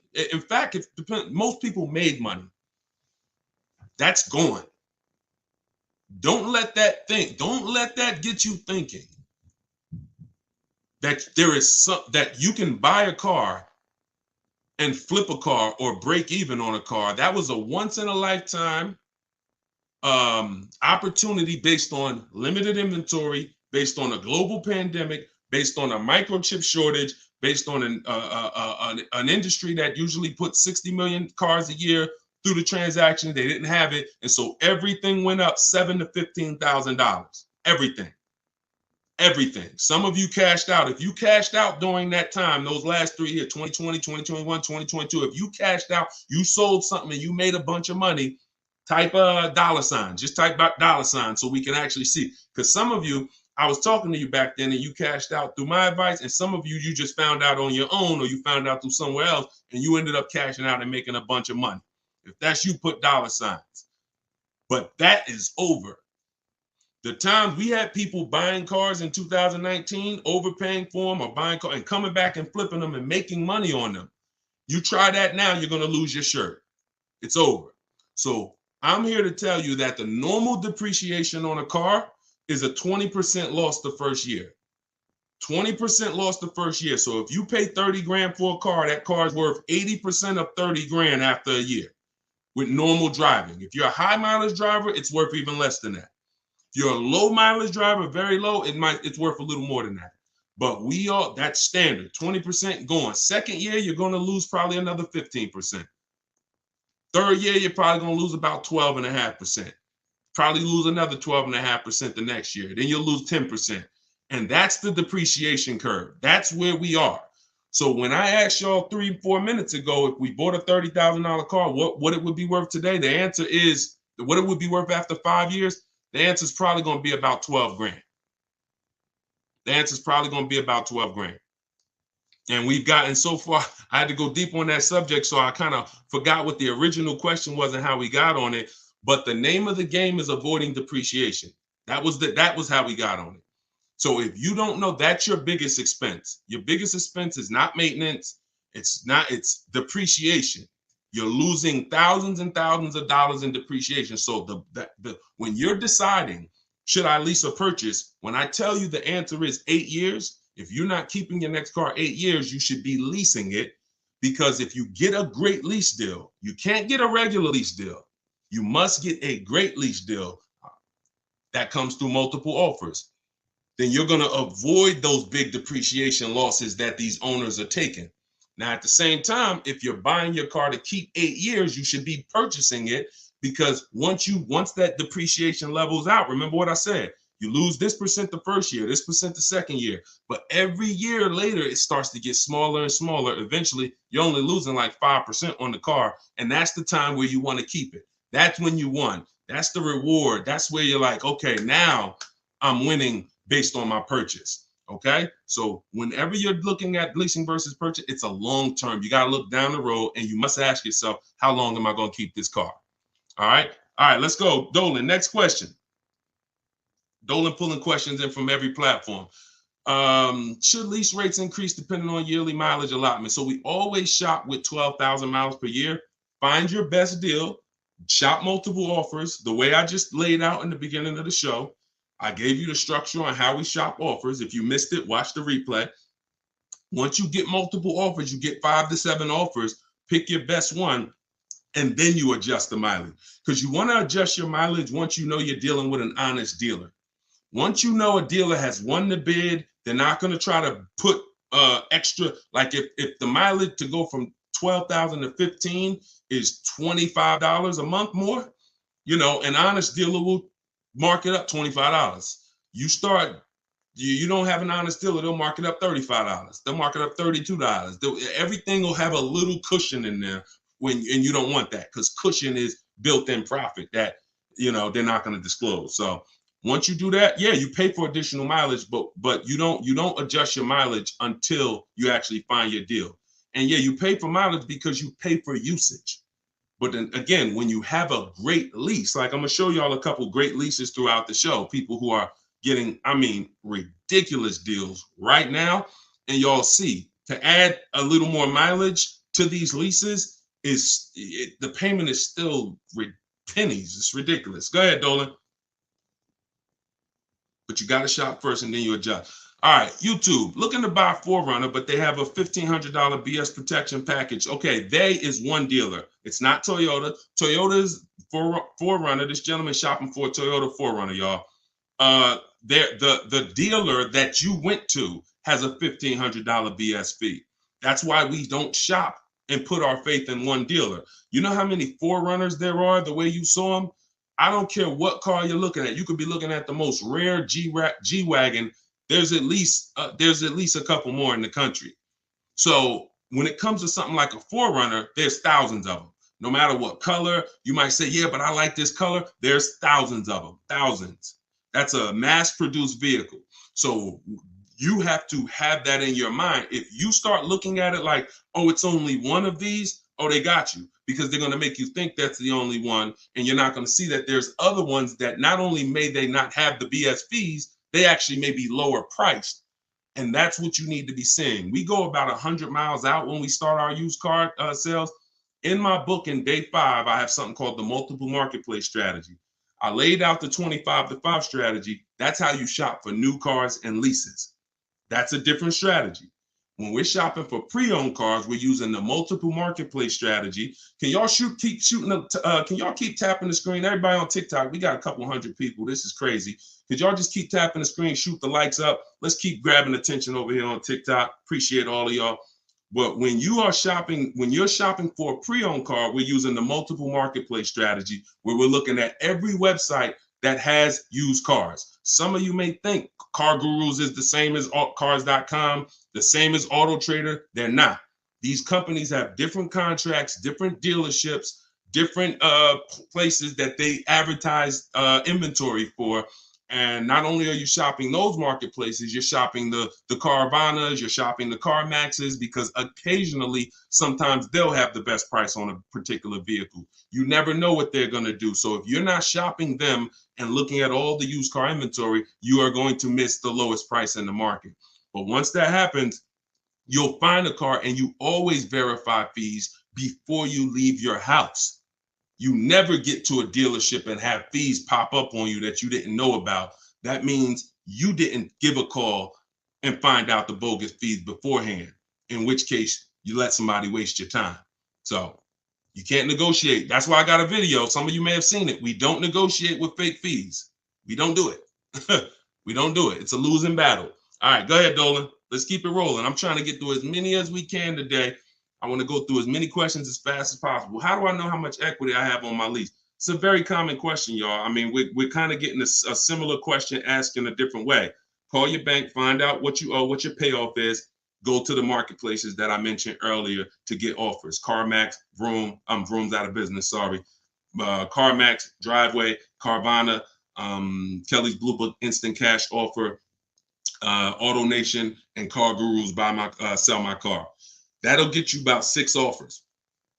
Now, whenever you're using those websites, you'll get to a part where it says, is the vehicle owned, leased, or financed? Just put owned, because their websites have something built in where they say they can't buy leases, because they out of all the leasing companies, some have third-party restrictions and some don't. But their websites are not set up to see who has third-party restrictions. They just kind of blocked it, because I'm sure they had thousands and thousands of people, when everybody was making all of this money, calling them saying, "Yo, I want to sell my car to you." And then they looked at the contract and said, "Oh, we can't buy it." So they basically just put a block on their website. But if you don't have a third-party restriction, and there are several leasing companies still that don't have a third-party restriction, meaning you can sell to anyone. But if you do have a third-party restriction, we take those offers that we got from those online car buyers, then we call a local car dealership, we call a local brand, and we speak to the used car manager, and we get a couple offers from used car managers, and we sell direct to them. And we avoid any fee. We don't buy and resell. I can't think of one person. You can leave that up, Dolan. I'll get right to it. You can leave that up. I can't think of one person that has learned from me that actually bought their lease and resold it. It's just you're losing thousands of dollars in taxes and fees. It's just not worth doing when you can sell direct to a dealer. Go ahead, Dolan. Next question. Let's keep it rolling. I'm loving this. Thank you. Could everybody tag a friend? Everybody's not going to tag a friend, but if you are somebody who tagged, I'm telling you, your friends will be upset if they find out that they went and bought a car a couple months down the road and they end up overpaying for it, which most people are. And they find me later and you didn't share it. And they like, "Yo, why didn't you share that guy? Yeah, I've been following Deshone for years. You didn't share his stuff with me." So don't be that. You don't want to have that. It's an awkward conversation. You might as well just tag a friend, think about somebody who you love, and share this wisdom with them. Let's get everybody saving money. All right, we can't find a lease for less than $500 a month. Every time we turn a car in, they increase the lease amount. We love Jeep, but we are now trying to, but they're calling us, telling us the interest rate is high. We have 12,000 miles left. So, I mean, if you can't get a Jeep, so this was somebody that got a Jeep in our private group. Let's see. Hold on. Let me go to my, let's see, who got a Jeep? I got to label these different. No, I got to label these different. Ooh. Jeeps have incredible deals if you know how to shop. Anybody who's interested in leasing a Jeep Grand Cherokee, which kind of Jeep is it, Liz? If it's a Jeep Grand Cherokee, let me see if I can find this. See if I can find this person, because I know that deal was ridiculous. Hold on. I just want to tell you how the difference in shopping and getting multiple offers, because if you already have them calling you and telling you that every time you see, I know that scenario where she just said every time we release from them, the price goes up. That means she's buying and leasing from the same dealer. So in most cases, when you're leasing from the same dealer, every single time you get a deal from them, they're going to bump the payment up a little bit. Very rarely is it going to go down because they've conditioned you for it to go up a little bit every single time. Now, in the case of the pandemic, they had people jumping up $150 a month. But when it comes to Jeep, hold on. What kind of Jeep? Is it a Grand Cherokee or a Wrangler? I know I have somebody in my group that just got a Jeep for it. They saved like $7,000. And that was on a limited. That was on like a $59,000 Jeep. Oh, that's right. I text my friend the deal because she was shopping for a Jeep, and I text her the deal. So let me actually see. Here we go. All right, here we go. That's right. Okay. She got a $45,000 Jeep Grand Cherokee. If y'all can't see this, this is Raphael. She got a $45,000. Now, I don't know how you're equipping your Jeep, but hers is $45,925. She's paying $549 a month, and that's all the money she gave them. She put $540, she gave them $549, and she drove off. So if you are somebody who says, all right, that deal is ridiculous, I'm gonna put down $1,500 more, drop my payment to like probably about $1,500 more out of pocket, will drop that payment to probably $498. And or you might say, Deshone, I don't even need the limited. I see she got the blacked out one. I don't need all of that. I'll take one that's a little less than that. But this was last month. So, I mean, you must shop offers on these cars. You must shop multiple offers. You must get at least 5 quotes from 5 unrelated dealers, because one thing that will surprise you is Raphael had offers for $600, $700.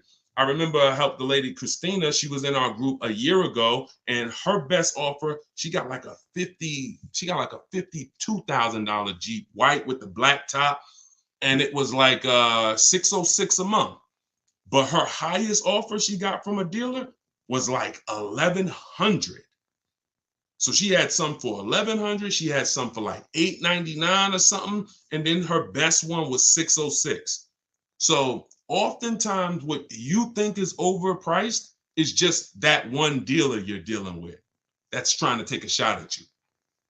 That's why multiple offers from home is the way to go. This is what's in my book. This is what I teach in my videos. If you guys want to have it right in one spot with all my scripts, everything, I don't even want you talking. I really want you typing, because when you talk, you can say something wrong. If you type, you can't mess up. Thank you so much. Appreciate that. If you type, you can't mess up. So 75% off. I just put the book out. It's called Car Shopping for People That Hate Car Shopping. If you hate car shopping, type hate. Type I hate it. All right. And we're already rated 5 stars on Goodreads. And I want y'all to have everything I teach in one spot. That way you don't have to go through all my videos trying to see which one's for me and which one's for leasing and which one's for selling my lease. And, oh, this one's for a used car. I don't need that.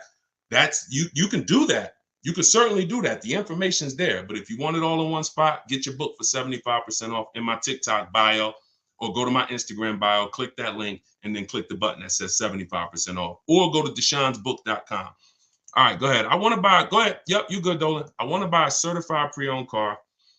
I want a safe, reliable car. What do you recommend? I'm thinking Subaru. Okay, so when we're trying to find what car we want, get an idea of it, and then we do a research. We do our check.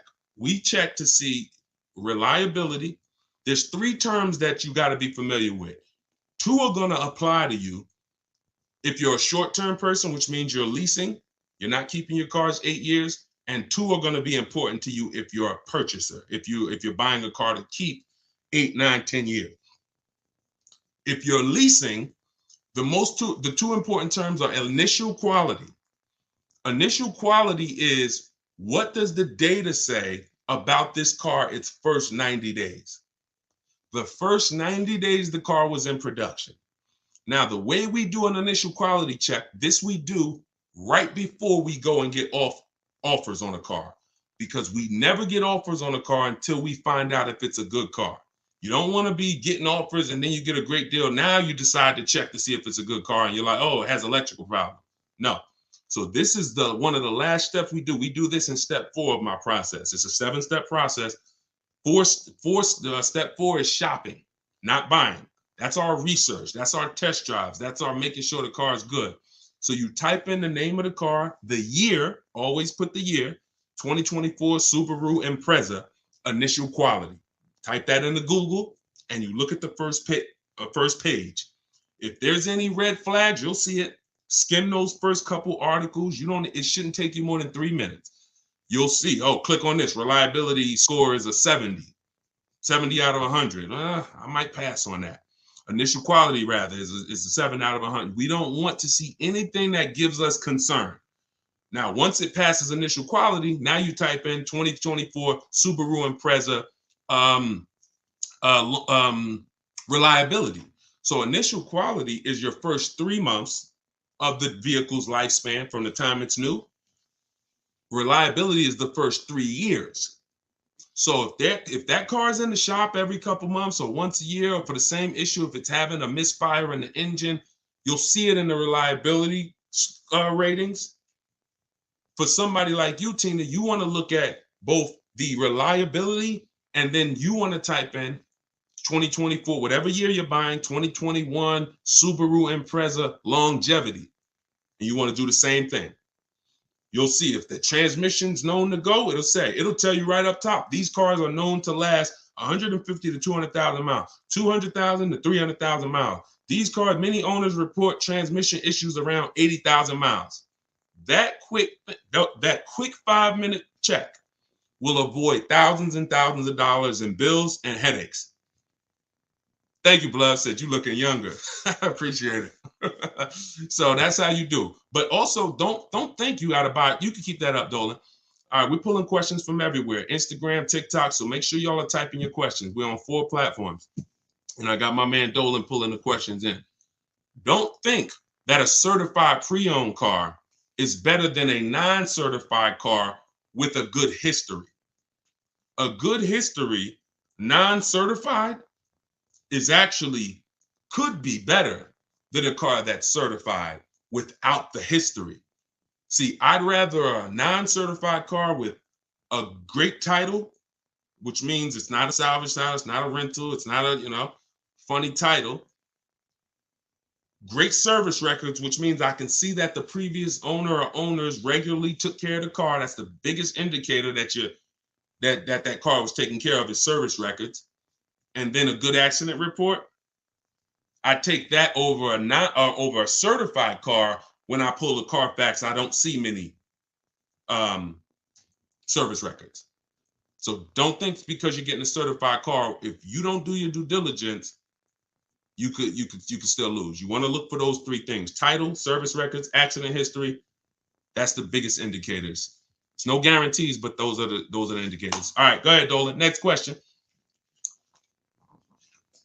Can you explain the worksheet on the multiple marketplace strategy? I signed up for the 5 sites, but confused when there are multiple cars on each site. If I pick high and low on each site, the sheet will have like 50 cars. Correct. I'm looking to actually narrow down. First thing we do. So this is somebody who obviously has my book and she's asking about this strategy. So look, when we're looking at used cars, we're on every marketplace. So I want you to think about like Amazon.com, Walmart.com. Let's replace the car with a TV. It's no way if you're looking for a TV and you're trying to get your best deal and pay the lowest price, you're not going to check all the online websites. Now, some people might check only Amazon. Though that's not as good as checking Amazon and checking Walmart.com and checking BestBuy.com. See, I know Best Buy is overpriced most of the time. You get what I'm saying? But that's how I feel about CarMax. But I still got to check them because they're overpriced most of the time, not all the time. And every now and then you see the one that was surprising, they'll have the best offer right there. So that's why I'm always going to check all the marketplaces, CarMax, Driveway, and then we're going to open up your Auto Trader, Cars.com, Car Gurus, at Carfax.com. There's 8 used car marketplaces. So we open them up and now we put in our criteria. What are we looking for? Now, we don't look to buy. I don't want you buying the first day when you open those marketplaces. Here's the goal when we open the marketplaces. Who remembers what I said about market value? If you were on the last broadcast, or if you heard me talk about it, what are we interested in when it comes to market value? Who remembers? And let me see, we might have a whole fresh crowd on here. We got a couple hundred people. We got like 400 people on here between all the platforms. So I don't want to assume, but let's see if anybody has heard from any of my other broadcasts. When it comes to market value, what are we interested in? All right, we might have a whole fresh crowd. Below market value, y'all. So how do we buy below market value? First thing we need to do is see what is market value.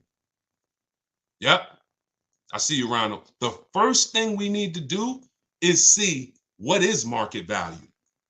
So your goal when you open up those marketplaces, and this is what I teach you in my book. First things first, we sort all our prices high to low. We create accounts because we want to be alerted of any new inventory. Because once I know what the market value is, I know where the low side of the market is. So you might look and say, we sort all the prices, low to high, low to high, low to high. Now I can see all the low prices are around 22, 23, 20, 22, 23, 24 is like, but then it goes up to 25, 26, 27. That's market value, that middle.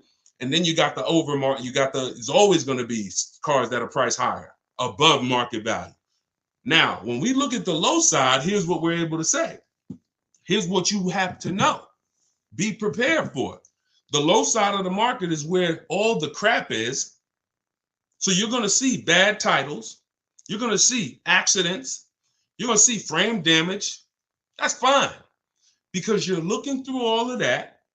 And then you're going to find that diamond and you know what the low side of the market is. Here's what's also very important. You might see a car. You might say, I want a black car or a white or silver. You see a car that has all the boxes I talked about, which we checked. Title great, service records great, accidents great. It's the wrong color though. Dang, I don't want blue. That's an indicator. I don't care if it's blue. I'm not going to buy it because it's not my color, but it's showing me where the low side of the market is. That's a deal. If somebody wanted a navy blue car, that's a daggone below market deal. So we have to find out what the market is. Then we find out where the low side of the market is. And then we have on alert so that every car that pops up, it comes to our email immediately. As soon as they list it, boom, we get the email and we know the low side of the market. So when we look at that car, and we're like, oh, wait, this is $22,000 and it's my color. All right, you open it. Ah, shoot, 2 accidents. No problem.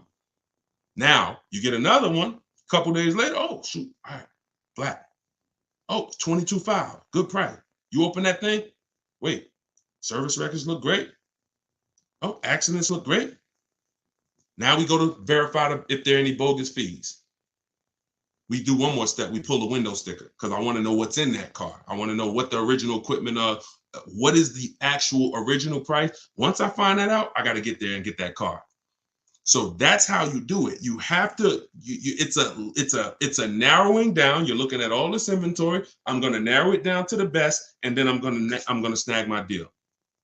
And you're at home. You're not in these dealers where you're at home. Okay, and that's all in the book. All right, let's go. Oh, how do I get your book? It's in my TikTok bio. Welcome to all the new people that jumped on the broadcast. It's in my TikTok bio. It's in my Instagram bio. Click the picture of me, and then you'll see a website there. And then click the button. You won't leave the broadcast. So some people are like, Deshone, I don't want to get the book yet. I don't want to miss the broadcast. Well, the book is only on sale, 75% off for 30 minutes. So click the link. You won't leave. You'll still be able to hear everything we're talking about. You can come back and keep asking questions, but don't miss the 75% off. Click that website, or if you're on Facebook or Instagram, you can go to deshonesbook.com, or you can scan the QR code if you're watching on TV. Go ahead, Dolan. Oh, matter of fact, let me go to TikTok because Dolan, you're not on TikTok. Can you come with me to buy a car? Not necessary, Danielle. Thank you. I appreciate it, though. Listen, that's the old way. So you think that, see, you think that we're somehow going back and forth with dealers and hey, I kind of need somebody. That's like when I was selling cars and people thought bringing their uncle in was going to help them. No, we don't shop like that. So you don't need any. The reason why, listen, I'm gonna share the reason why you see people like this. Who? Well, I just showed you Raphael. How she get that deal? She's from home. See, you put yourself in a vulnerable position where you go in. Some of you, I mean, be honest. If you ever felt like, you were being taken advantage of, or you were getting talked down to at a dealership, type of one. If you feel like, I'm outmatched, or if you're not a good negotiator, how about that? Who on here is not a good negotiator? Type of one in the chat. All of these things I want you to know. That's why the old way has worked for dealers. I was there for 14 years. It's all about psychology and negotiation and confrontation and being comfortable with confrontation, which most car salespeople are. Most people, unless you're like in that business, you're not. So you want to get it over with as quick as possible. Someone who's fighting for their money doesn't mind being uncomfortable with you for an hour or 2 hours or a couple days or weeks. So you have to now take away that power, put yourself in a different position where you're in control, and that's in your house. That's why you don't need me. You need if you use what I teach. If you do it your old way, then yeah, you need somebody, and you're still not going to get your best offer, because your best offer comes from shopping multiple dealers. But once you start shopping multiple dealers, you'll see they'll be jumping through hoops, and you'll feel like, dang, I got the power now. That's the name of the game. Go ahead. I'm going to do another one from TikTok, because I know, Dolan, you're not pulling. We'll get back to IG. We got all questions coming from everywhere. I just don't want to leave TikTok out. Would you recommend buying a car outright, cash, no note? Yeah, we talked about that in the last hour. If you're not invested, if you're not investing your money and the bank's money, if the bank, look, it depends on if you're investing your money. If you're and you're making money on your money, those people don't usually put their cash in cars. They want to keep their money making money. But if you're not really investing, then you probably want to just pay cash, get the transaction out the way. And if you're investing your money and you can use the bank's money at a low interest, you have to always check if the car you're shopping for has a low interest rate on it, y'all. Some of these cars have 0%, 0.99%. This is like a finance rebate. It's like the bank saying, here, use our money for free, and we will let, like, you cannot compete. It's no point in going to your credit union. No one can beat it. 0.99%, 1.99. When you can use the bank's money that cheap, you can keep your money making money, and you can keep your money in your bank account. A lot of times in this economy, people want to have their money available.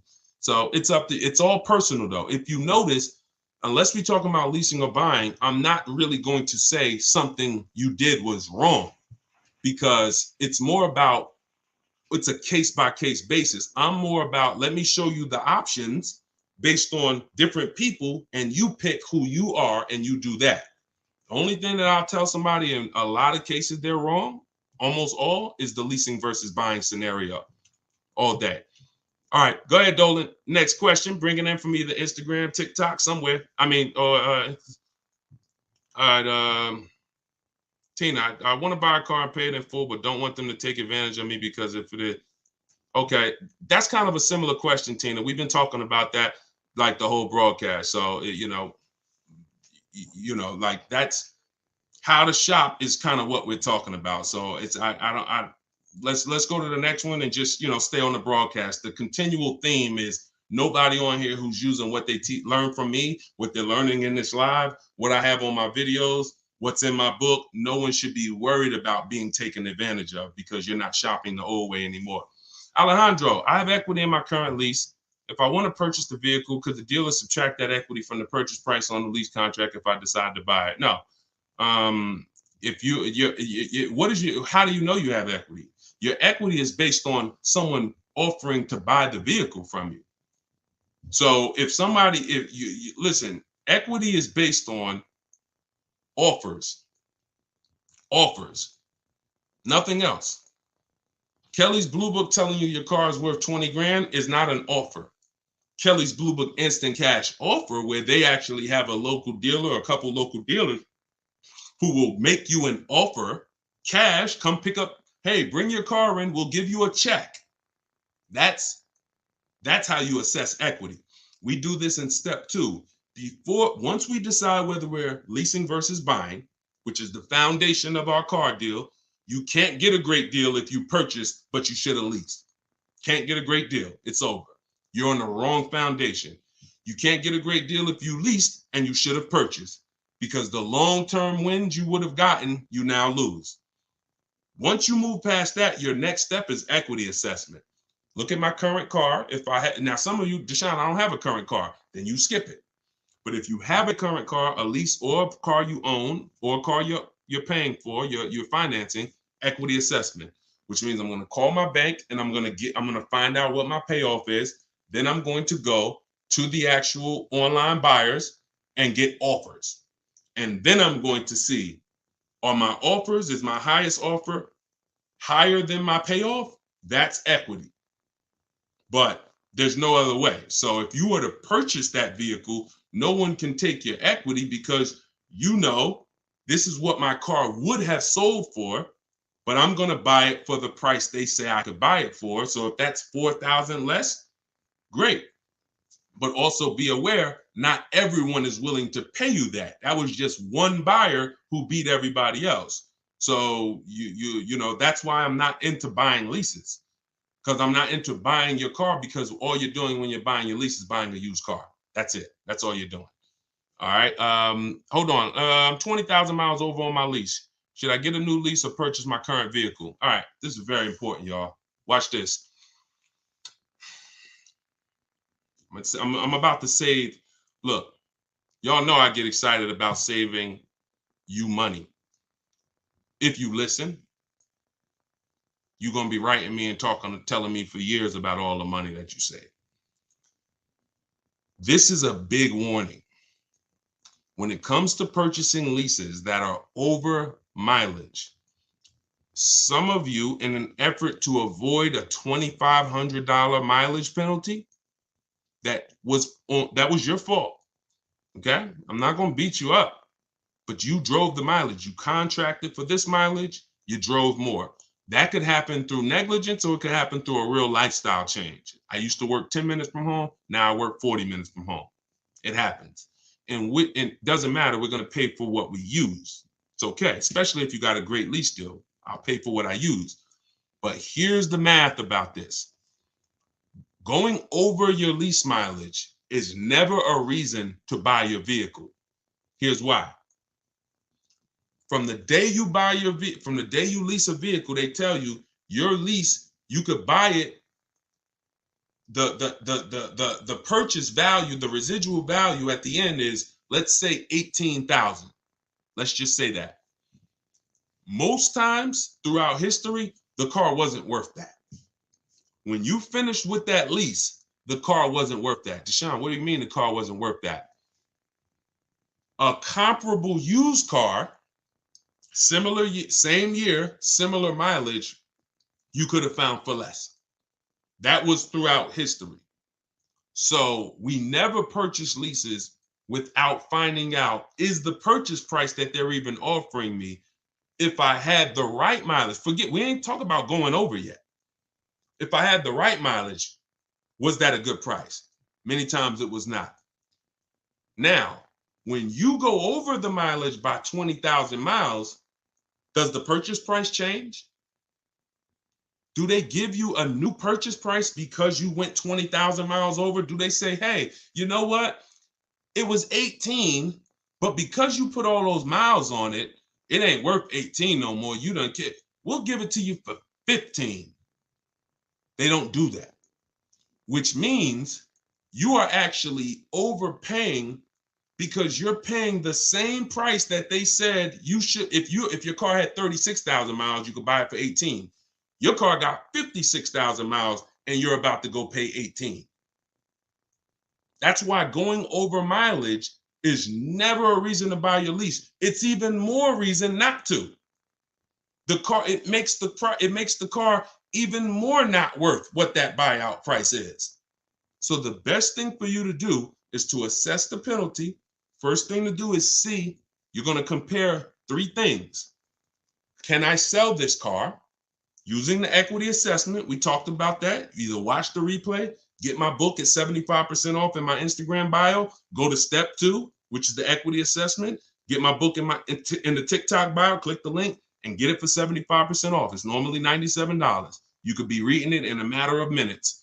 And then what you do is you go to day 2 and you do the equity assessment and you see, all right, how much could I sell this for?